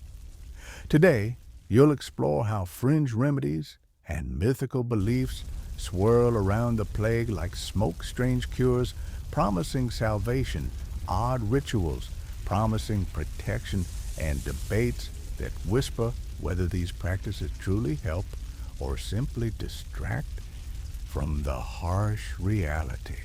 Stepping into the morning gloom, you pass the crucible where the baker kneads dough. He greets you with a half grin. "Try this," he says, handing you a strip of dough wrapped in goat skin. We call it the plague patty. Eat it at sunrise, and they say no miasma can touch you. You raise an eyebrow. What does sunrise eating have to do with bacteria? Yet you admit a nibble, the dough tastes of salt and desperation. They say if you swallow this, fleas will avoid you, believing you to be cursed and unpalatable. A mainstream fact historical records show that some plague sufferers relied on edible charms like garlic onions and aromatic herbs, believing ingestion dispersed evil vapors. Historians still argue whether these edible talismans offered any actual protection or were purely symbolic barriers against fear. You walk toward a cluster of tents where a woman named Sabine, once a nun, now a self-styled plague mystic, ushers curious folk inside. The interior smells of frankincense mixed with wet straw. Candles flicker, casting dancing shadows that seem to morph into serpents on its walls. Sabine wears a crown of twisted reeds and holds a small bowl filled with blood of basilisk, a thick, inky liquid said to have been hatched from a basilisk's egg found in the catacombs of Rome. She invites you to drink a drop. Your lips curl as you recall that basilisk is a mythical serpent whose gaze can kill. You'd expect its blood to melt armor, not keep fleas at bay. A quirky tidbit folklore held that killing a basilisk required looking at it through a mirror, then boiling its corpse to distill the lethal essence. You stare at the bowl, half convinced she truly believes this will save you. You decline, thinking modern pharmacopoeias might laugh. But here, hope can come in monstrous forms. You slip out and hear a cacophony from a nearby square where a man stands on a barrel chanting incantations to comedic effect. He calls himself Albasumi, the astrologer, claiming that planets govern plague. If you wear an amulet inscribed with Mars and Jupiter's conjunction, you'll be immune. He brandishes a small leather pouch containing celestial dust, ground up meteorite mixed with honey and rose petals. You step forward, curious if any actual astronomer outside of Saban's circle, considers this plausible. Mainstream fact medieval astrologers often correlated planetary positions with outbreaks, believing that certain alignments produced harmful miasma. Historians still argue whether astrological prognostication influenced public health decisions or merely provided pseudo-scientific reassurance. You examine Al-Busumi's amulet, a silver disc etched with zodiac symbols. Wear this under your shirt, he says, to absorb cosmic energy and repel shadows of death. You think that if cosmic energy repels shadows, perhaps it could also lighten your tax burden, but logic slips away as a crowd jostles to drop coins into his hat. A young woman in a crimson veil clutches a similar amulet, eyes shining as if she's just glimpsed the face of God. You wonder if the amulet's metal holds any power, or if her belief alone sustains her. Leaving the spectacle, you wander to the outskirts, where a remedy for all merchant peddles plague water distilled from the dew that collects on St. Catherine's relics. He stands beside a wooden cart bearing jugs of murky liquid, each labeled with a saint's name, Catherine Sebastian Valentine. He insists that boiling this dew with juniper berries wine and crushed goat's hooves produces an elixir that cures both physical and spiritual rot. You pause, recalling Section 6's flagellants. They believe that outward mortification purified inward corruption. Here instead, they purify dew to distill holiness. A quirky tidbit: some believe that fleas drinking dew from these consecrated leaves would die, turning the remedy into a dual-purpose insecticide and tonic. You glare at your own clothes, wondering if, flea-infused from head to toe, only this elixir might turn them into wholly harmless pests. As you stroll past, you hear a debate erupt among onlookers. One insists that only true relic dew can cleanse the soul. Another counters that no saint's tears ever fell on common dew. Historians still argue whether relic veneration during plague years offered genuine comfort or perpetuated superstition.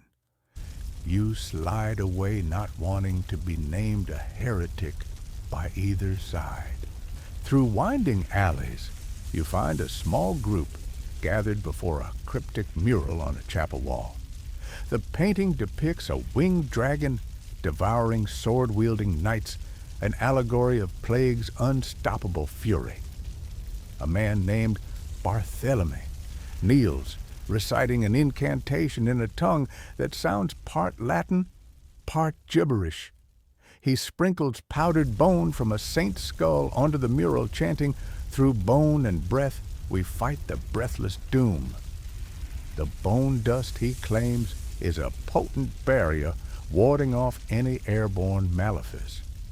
You step back, making a mental note: the dead's bones, once piously buried, now scrape across the line between reverence and charlatanism. A mainstream fact, medieval practitioners sometimes used powdered human skull as an ingredient in medicine, believing it carried neutralizing power against poisons. Historians still argue whether such grislier medicines had any therapeutic benefit or were simply gruesome placebo. Continuing, you pass an open door where a healer named Mirabelle stands over a brazier of boiling oil. She's preparing to oil-dip small animals, geckos, mice, and even a toad into the scorching liquid, claiming their charred remains crushed into powder become the plague antidote. You crane your neck, horrified as the creatures thrash in the flames, their cries cutting through the morning haze. Mirabelle explains that fleas feeding on these charred creatures die instantly, thus purifying homes of infestation. You rub your arms, recalling Section 5's quarantined houses. No oil dipping there, only starvation.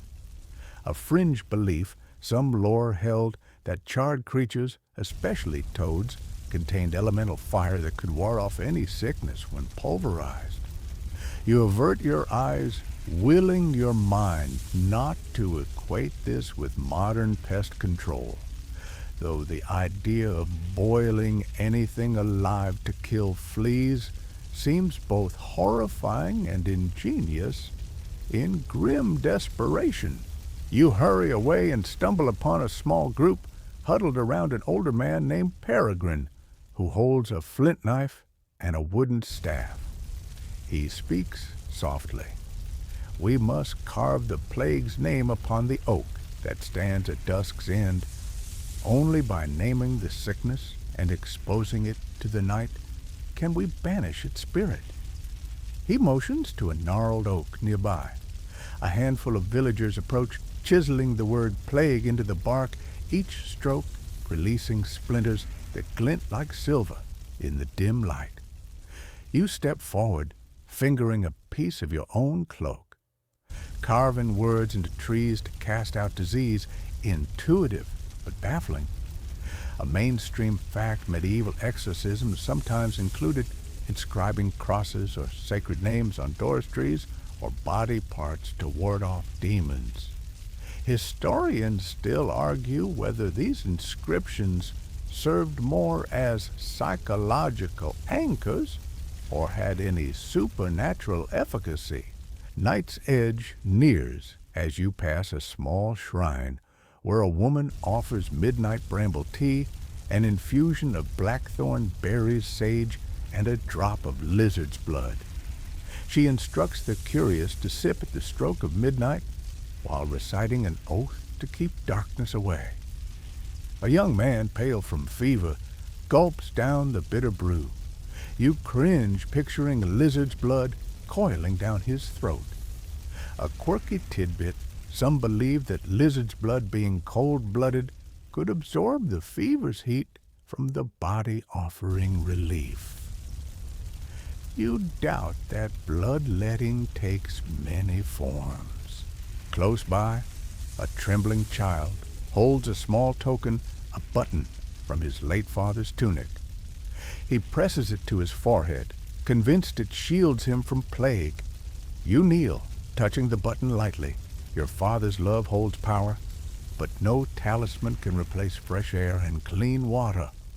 He nods, eyes wide, believing in the tangible link between memory and protection. Modern people might smile at such sentimentality, but here it's a lifeline against despair. You wander toward the old well, once a source of life, now a symbol of dread from Section 3. A man named Oswin dips a hollowed gourd into the murky water, muttering, "Stir the water at midnight by candlelight, and the plague spirit will reveal itself." He peers through the gourd at ripples, forming shapes perhaps. A face panic wonders, did he see the plague specter or merely his own shadow? A mainstream fact, in some plague-stricken towns, people consulted soothsayers who claimed to see disease incarnate in reflections or ripples. Historians still argue whether these oracles provided useful epidemiological data or simply fueled hysteria. The sky darkens as you near a hillside where villagers prepare to release caged doves, soaring symbols of divine mercy. Each dove carries a tiny bell hung around its neck. As they lift off, their bells tinkle in the twilight, echoing like fragile notes of hope. People believe that if doves settle on certain rooftops, those homes will remain plague-free. You watch them circle above their white wings, glowing. A quirky tidbit, some medieval chronicles note that birds, including doves and crows, followed plague routes, perhaps drawn by carrion. In this ritual, doves signify both messengers and scapegoats, harbingers of hope and carriers of superstition. You walk home under the dim glow of a single lantern, recalling each odd practice, basilisk, blood celestial dust-charred creatures boiled for fleas, midnight teas infused with lizards' blood myths, so vivid they almost rival the plague itself. Yet you also remember the debates you overheard. Is this cure just folly, or our only bastion against despair? It seems on this town's edge, reality melds with fantasy as seamlessly as lather into lye soap. Arriving at your hovel, you settle into a battered chair and sift through the day's curiosities. You flick on your last quill to a scrap of parchment and jot notes: edible charms, relic dew, bone powder, eclipse carvings. Each entry feels like an inventory of desperation. You wonder if a future scholar might look back and see in these scribbles a road map of humanity's fear, how we turn to legends when science lags behind. Before sleep claims you, you step outside into a night draped in mist. The stars overhead seem dimmer, as though wary of shining on this haunted earth. You remember a phrase from a distant traveler: in times of plague, truth hides behind masks of myth. You clutch your cloak tighter, hoping that myths can indeed carry us through darkness when reason fails. You breathe deep, the cold air stinging your lungs, and whisper a promise: tomorrow I'll seek the balance between lore and logic, between fear and compassion. As you close your eyes, you recall the mason's words from section 10, carving names is kindness. Tonight, you carve a promise into your heart to remember that fringe remedies and mythical beliefs may not cure the plague, but they heal fractured spirits. You drift into half-sleep, guided by images of dancing serpents on chapel walls and the scent of basilisk blood reminders that in this fractured age, sometimes faith demands a beak mask and sometimes a battered amulet, even if its only true power is to keep hope alive. You wake to the sound of hammers striking timber, a staccato rhythm that feels like the heartbeat of renewal. In section 13, you watched fringe beliefs swirl around plague, then burn out like dying embers. Now you step into a world where rebuilding towns and restoring life has become both an urgent chore and a quiet vow.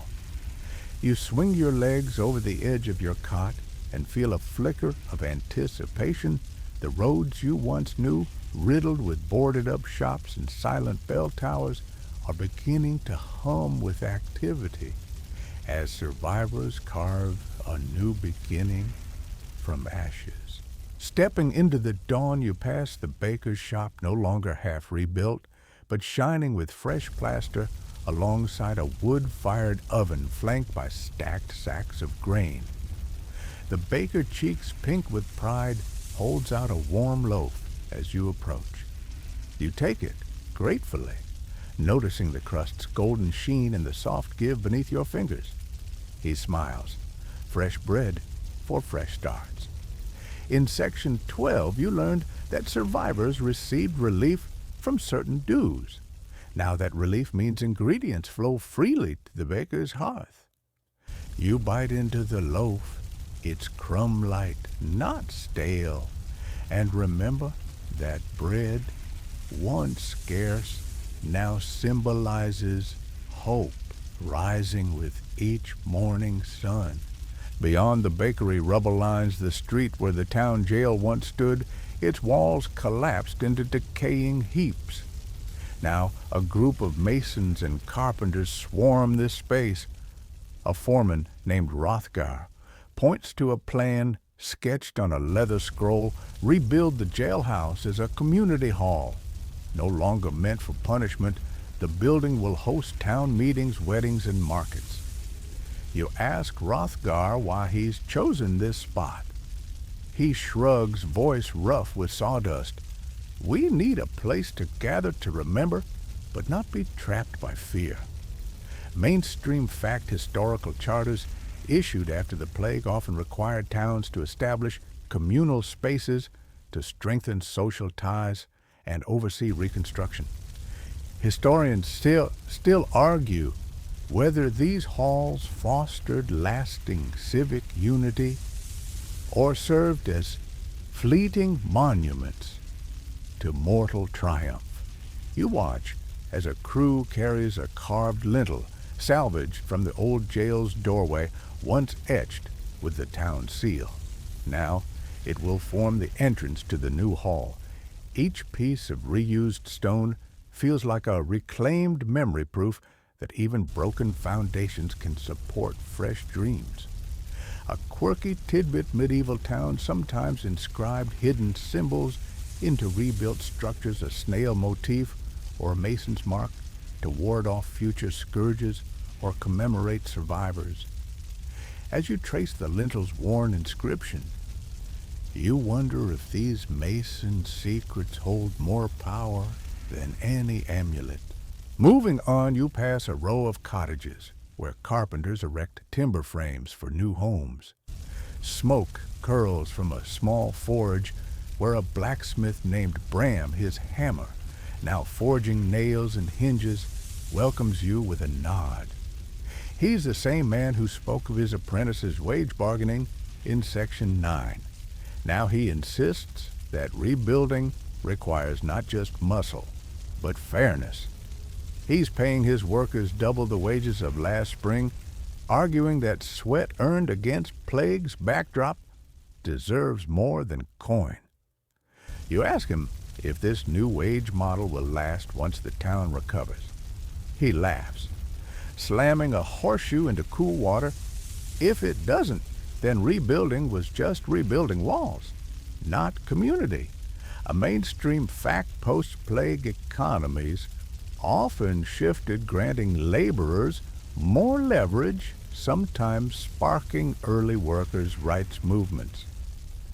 Historians still argue whether this was a permanent shift or a temporary artifact of mortality rates. A little further, you find a group of villagers unearthing a communal well that had been sealed tight for months. The well's stone rim is chipped and covered in moss, but water trickles up clear and cool. A woman named Isolde cheers as the rope and basket crest the surface. She dips a jar into the stream-like flow and tastes it, smiling, as if sampling the purest wine. You kneel to drink, letting the water chase the night's lingering chill from your throat. You recall that in Section 3, wells were feared as plague sources. Now this well embodies reclamation, tangible proof that life springs anew when fear is buried alongside the dead. A quirky tidbit, some reclaiming rituals included tossing painted stones into old wells, symbolically drowning past sorrows to cleanse the future spring. As you stand, you toss a smooth pebble, painted blue hope for water, and hope for the future, watching it sink in ripples. Children dart past with wooden buckets to fill clanking metal pails. One boy splashes you playfully, sending a snort of laughter bubbling from your lips. You find yourself grinning in spite of everything. Laughter sounds foreign, yet familiar. Their joy reminds you that life holds more than survival. It demands moments of delight. You watch a toddler chase a stray puppy, both of them tangled in jubilation, and you realize that animals once thought plague carriers now share in the community's revival. You journey onward to the outskirts where fields lay abandoned after Section 8's famine. Now teams of peasants, laborers, and willing orphans from Section 11's orphanage turn sod planting seeds in neat rows. A young woman named Marjorie tucks seeds of barley into the earth, her fingers stained with soil that feels like promise. You crouch and press seeds of bean pods beside her row. She smiles up at you. This field will feed us come harvest. We work it with those who remain. The sweet tang of planting seasons fills your nose. Mainstream fact agricultural output began climbing again by 1353 as labor resumed, aided by advances like new plowing techniques and crop rotations. Historians still argue whether these changes were driven by plague-necessitated innovation or gradual evolution, long in the making. Nearby, you see a contraption assembled from gears and wheels, a rudimentary irrigation system adapted by a tinkering smith. Water from the newly unearthed well flows through channels lined with reeds, feeding furrows that drink greedily under the sun. A quirky tidbit: some ingenious farmers harnessed donkey-driven capstans to lift water, an early precursor to windmills and watermills that would power European agriculture centuries later. You marvel at how necessity births invention, how thirsty seeds coax human creativity to bloom. Leaving the fields, you return to the square, where a makeshift schoolhouse is erected. Its walls are planks repurposed from shattered church pews and old farmland fences. Inside, a teacher named Sister Agnes, once cloistered within abbey walls. From Section 12 guides children and adults alike in reading and arithmetic. She writes letters of the alphabet on a chalkboard, and pupils trace each letter on slates, their dusty palms glinting with eagerness. One teenager named Alicia, once an orphan dreaming of literacy, enthusiastically recites the Lord's Prayer, each word more confident than before. You sit beside an older man scoring his first tally mark. X marks 10. He murmurs, marveling that he can now count bread and coins without relying on someone else. In Section 11, you saw orphan chorales and midwives. Here, education threads hope into the next generation's hands. A mainstream fact literacy rates among the lower classes rose in the generations after the plague due to labor demands for record-keeping. Historians still argue whether this surge in literacy sparked long-term social mobility or simply filled immediate clerical needs. Stepping outside, you breathe in the dusty tang of fresh timber and chalk. You wander past a newly planted orchard where trees apple, pear, and cherry stand sapling straight in lines. A gardener named Roland, his hands splattered with sap, shows you grafted branches. These are from old groves across town, he explains. We took scions from fruit trees that survived the pest, grafting them onto hardy rootstocks to ensure flavor and resilience. The scent of budding blossoms drifts in the warm air. You nod, remembering Section 8's forest foraging and how natural bounties fed a starving community. Now, intentional planting secures future feasts. A quirky tidbit: grafting techniques were often wrapped in secrecy, passed down through generations as cherished family lore tales of fruit that outgrew plague's shadow. You touch a blossom, imagining the fruit it will become, each petal a whisper, promising sweetness beyond sorrow. Beyond the orchard, you find a marketplace where stalls burst with wares: fresh cheese from reopened dairies, woolen tunics spun by cooperative guilds, and pottery fashioned by a new class of artisan survivors. A potter named Helena offers you a freshly fired mug. Its surface glows with patterns of swirling cobalt. You hand her a handful of beans, in exchange sifting warmth through your fingers. She nods in thanks, noting that once beans were scarce, now they're trading pieces for art itself. Mainstream fact post-plague guilds often encourage collective ownership of workshops, distributing profits among surviving members to restore trade hubs. Historians still argue whether these partnerships endured or dissolved once population levels normalized. As midday sun drapes the square in golden light, a traveling minstrel sets up beneath an oak, strumming a harp. He sings a ballad of a knight who succumbed to plague, then rose again through the grace of a healer's herb. His melody sways like gentle waves, and townsfolk gather swaying in time and swelling the choir of revival. Children dance around broken barrels, improvising drums from overturned pots, and you catch yourself tapping a toe. Music, once a companion to lament in Section 6, now champions renewal. You offer the minstrel a loaf of bread, and he smiles, offering you a hand-carved whistle in return.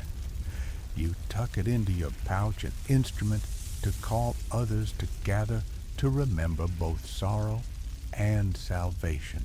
Leaving the square, you find an elderly mason finishing a fountain with stone salvaged from collapsed chapels. Water spills into a carved basin, shaped like a lotus, an improbable sight in these parts. He dips his chisel, smoothing the final edges. "Let this fountain be a place of baptism for our town," he says, voice husky with emotion. You kneel beside him, touching the cool water as it pools. Survivors will vow anew here to rebuild not just walls, but the spirit. A mainstream fact, public fountains were often reconstructed quickly after the plague to ensure clean water supplies and communal gathering spots. Historians still argue whether these projects signaled civic responsibility or mere political showmanship. You wander back toward your hovel, passing families, restoring homes you once thought lost. A woman rehangs a door painted with a red cross, an echo of plague, warning now reinterpreted as a symbol of healing. A man repaints a faded sign above his shop, "Welcome to New Harvest Bakery," where once only Kingston Malt House stood. As you stroll, the scent of lavender and rosemary wreathes the air. Survivors plant scented flowers near doorways to ward off rife memories. Each blossom nods in the breeze like a promise. Life persists, memory endures, and the future awaits those ready to shape it. At the threshold of your own hovel, now patched with fresh shingles and reinforced timbers, you pause. You press a talisman from Section 7, a silver prayer ring, into your pocket alongside the whistle. Faint smoke curls from a new chimney at the back, a sign someone has taken residence next door, reviving the sense of neighborly warmth. You step inside, setting down your pouch beside a sturdy chair. A fresh cloth mask rests on a hook, your companion, through fear. Now a reminder of how far you've come. You lean against the door frame, reflecting on the day's tapestry, rebuilt walls, sprouting fields, orchards, promising blossoms, a fountain echoing life, and a school where laughter threads through chalk dust. Closing your eyes, you savor the echoes of hammers and laughter, the songs of children, and the hum of conversation. You remember that in Section 13, you encountered basilisk blood and bone powder, reminders of how fear led to myth. Now, you stand amid reality, reshaped by collective will. You settle into a simple wooden stool and let the day's impressions flow through you. Knowledge that bricks and mortar hold more than weight, that seeds buried in dark earth led to golden harvests that a community mended by shared toil and shared sorrow can stand stronger than any fortress. You extend a hand, palming the carved whistle, and blow a soft note, a gentle summons, echoing into the dusky street. Passers-by pause as fingers lifting to shade their eyes bright with recognition, the whistle's call signals gathering solidarity hope. You step outside heart full and see neighbors assemble, the baker, the blacksmith, the school teacher, the orchardist, each bearing tools and tales. They greet you with nods and smiles, each knowing that together they hold the blueprint for tomorrow. As night approaches, you share a simple meal of stew and fresh bread by the new fountain, laughter bubbling amid the clinking of bowls. You raise a toast with your mug of clear water, catching moonlight on its rim. To life, you murmur voice soft enough only for those nearest to hear. To rebuilding, they echo your toast voices gentle, sure. Tonight, the square's lanterns glow, the squeak of hinge and chisel fades, and a hushed peace descends.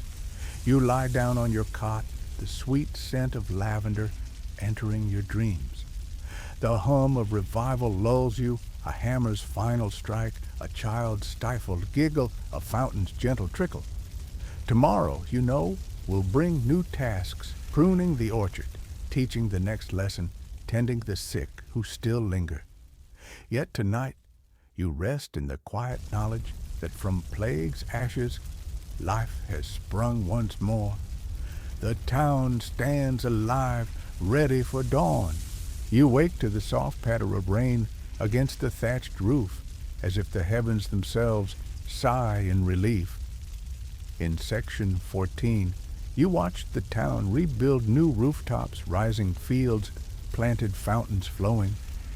Today, you turn your gaze to the broader horizon, tracing how the Black Death's shadow shaped the world's future, from medicine's earliest stirrings to society's shifting foundations. You pour a cup of weak tea and step outside the damp air, tasting of fresh earth and possibility. As you wander through familiar streets now bustling with life, you notice the old pest house site repurposed into a modest infirmary. Inside, a surgeon with clean hands fits leather gloves and adjusts a simple bandage on a farmer's arm. You recall from Section 5 how pest houses once stood as grim waiting rooms for death, crowded beds, unwashed bodies, and despair. Now those same walls hold practitioners who wash hands before tending wounds, a practice unimaginable a century ago. A mainstream fact, the horrors of the plague led to early developments in quarantine protocols and hospital organization, inspiring the concept of specialized facilities for the sick. Historians still argue whether these innovations were driven by compassion or a pragmatic need to protect the healthy. But regardless, you feel gratitude in each clean linen. You step outside into the drizzle and head toward the marketplace, where a marble statue now stands a tribute to those who stayed, honoring survivors who cared for the dying. The statue's base bears an inscription, "By sacrifice, life endures." You run a finger over the letters, smiling at the awkwardness of carving in stone, a silent joke that even art can sprain its wrist. A quirky tidbit, medieval sculptors often hid small rats at the base of plague memorials as both a humorous nod to the creatures once blamed for spreading disease and a reminder of how deeply intertwined rat and human fates were. You imagine these hidden rats grinning from beneath the marble, whispering, "Gotcha," A gentle breeze carries the scent of lavender and rosemary from nearby gardens' herbs that villagers once burned to ward off miasma. You inhale, feeling the floral warmth bloom in your chest. In section 13, you observed how people imbibed basilisk blood by the spoonful. Now, these same herbs appear on apothecary shelves, distilled into tinctures and tinctured into creams. You step into a modest shop run by Lucia, a descendant of the herbalist from section 4. The shelves hold jars labeled lavender oil for calm, rosemary tonic for strength, and rue liniment for joint aches. Lucia explained that these remedies emerged from trial and error during the plague's carnage, offering modest relief when no true cure existed. You taste a drop of lavender oil. Its scent is as gentle as a lullaby, coaxing lingering anxiety into a distant echo. Continuing along, you pass the schoolhouse, where children recite arithmetic aloud. In section 14, you watched Sister Agnes teaching the orphan to read. Now, her curriculum includes lessons on basic hygiene, washing hands, boiling water, airing bedding. You peek inside. A bright-eyed girl named Alicia raises her hand to explain how boiling water kills invisible goblins the teacher calls microbes. You grin, recalling that modern germ theory lies centuries in the future, but here knowledge ripples through children's minds, shaping a cleaner tomorrow. You say softly, "Pour water, watch pot, no more rot." She giggles, then bows her head in earnest, scribbling rhymes to remind her siblings to scrub before supper. You meander toward the orchard outside town, rows of fruit trees, arranged neatly, each trunk tagged with the name of a family who lost loved ones. Blossom petals drift like confetti in the damp air. You remember Section 8's forest foraging wild mushrooms, nettles, and blackberries stealing life from the earth. Now this orchard stands as testament to how people chose to cultivate rather than scavenge, to plant rather than flinch at empty fields. A mainstream fact, survivors of the plague often introduce crop innovations, crop rotation, and diversified planting to stave off future shortages. Historians still argue whether these agricultural shifts stemmed from necessity or curiosity, but you see young farmers testing seed varieties as if conducting experiments beneath the sky. Rain intensifies, pattering your cloak. You find shelter beneath a pergola draped with grapevines, their leaves glistening. A winemaker from Section 8, now a full-fledged vintner, presses grapes in a wooden vat. He offers you a cup of newly fermented wine, its edges sharp with youthful tannins. You sip and wince. This is nothing like the heady vintage from before the plague, but it warms you. He says we learned that clean tools and covered vats make wine less explosive. You laugh. Wine that barrel ferments without shocking your stomach, a modern miracle in primitive form. Venturing back into town, you notice a group of merchants trading silks and spices by the riverside. These merchants wear masks of fine linen, a tradition sparked by plague doctors' beaked masks. You recall in Section 2 how fear birthed those beaks stuffed with herbs. Now masks signify solidarity, a daily ritual when someone coughs or sneezes. It's a light-hearted jab. Got your mask, got your manners, but beneath the humor lies mindfulness and awareness of how close invisible threats can lurk. A quirky tidbit: some people hang masks outside their doors to signal that they have recovered and are safe to visit. You nod, appreciating how symbolism evolves once a sign of doom, now a banner of resilience.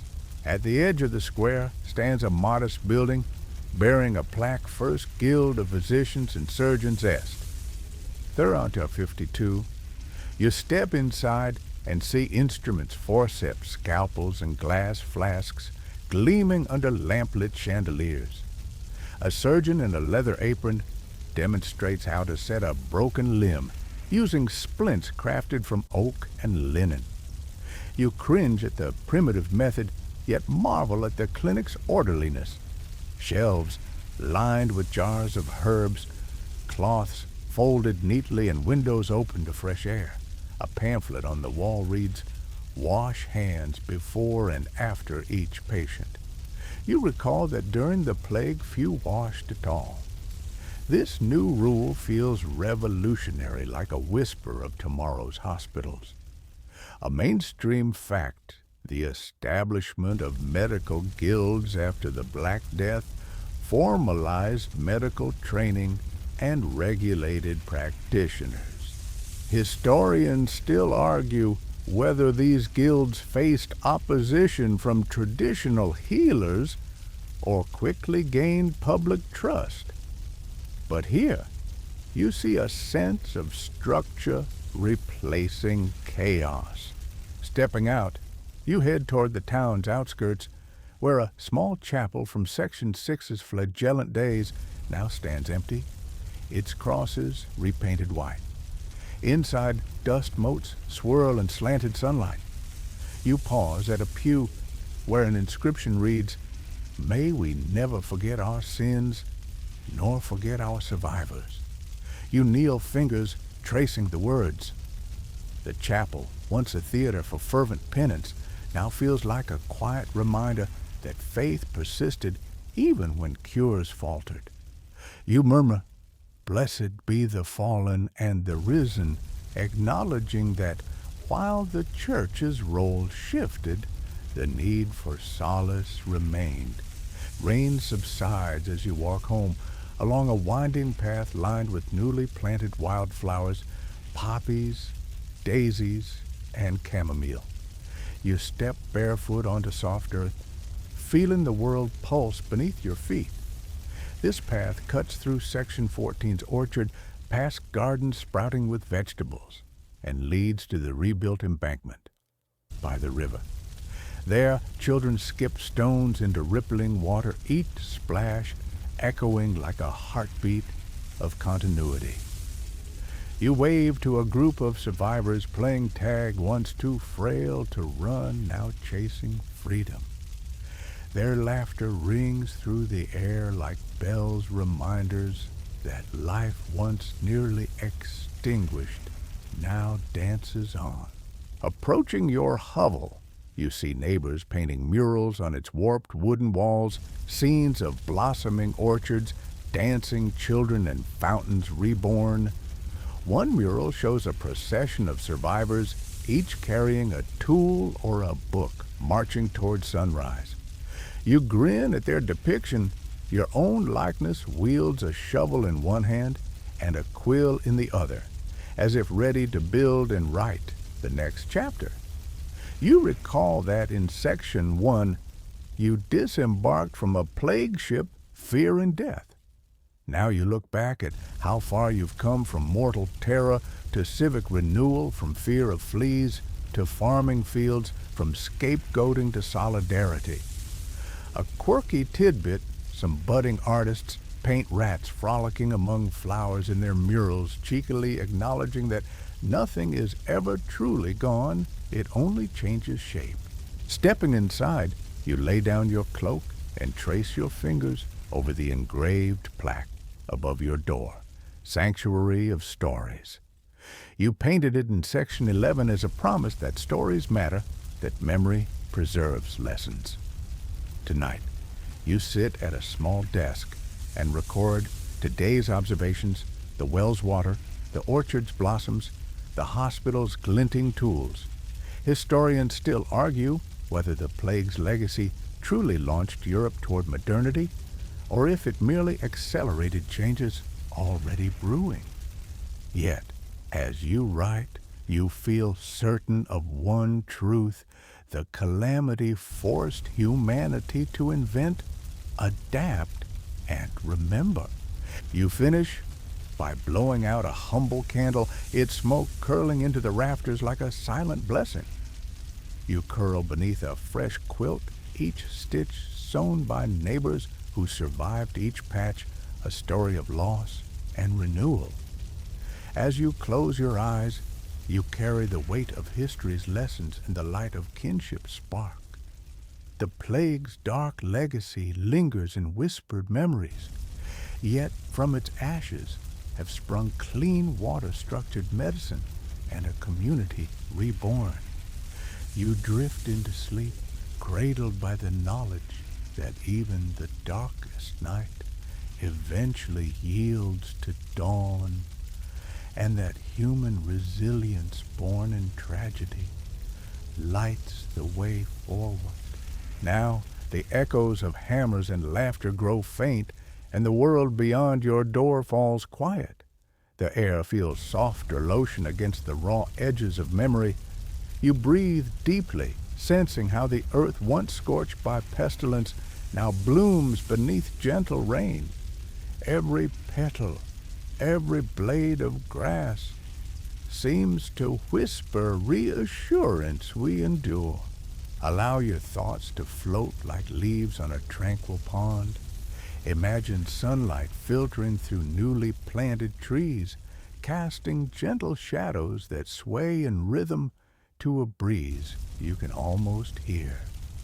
Feel the warmth of a neighbor's kindness, a shared loaf of bread breaking through hunger's chill. Recall the children's laughter skipping stones across the river in section 14, each ripple a promise that life continues beyond sorrow. Tonight, as you drift into sleep, let each heartbeat remind you that you are part of a tapestry woven from both suffering and compassion. Even the faintest thread your story gives color to this grand design. Let the mundane comfort of a quilt, the steady drip of a renewed fountain lull you into rest. Imagine fragrant herbs, lavender, rosemary, chamomile, nestled ready to soothe dreams. Understand that healing takes time, like seeds unfurling under patient care. The town's rebirth, once a distant hope, now blossoms through shared labor and whispered prayers. Let that hope settle in your chest as you breathe soft and slow. Tonight, distance yourself from fears that plague might return abruptly. Trust in the bonds you helped forge, neighbors who stand watch, caretakers who keep watch over the sick children, singing songs learned from survivors. As your eyelids grow heavy, picture dawn's gentle light cresting the horizon. Every dawn follows even the blackest night. You are safe for now and held by history's lessons and humanity's enduring spirit. Rest peacefully, for the future awaits with unspoken promise, ready to greet you. At first light, one gentle breath at a time. End of script. Sweet dreams.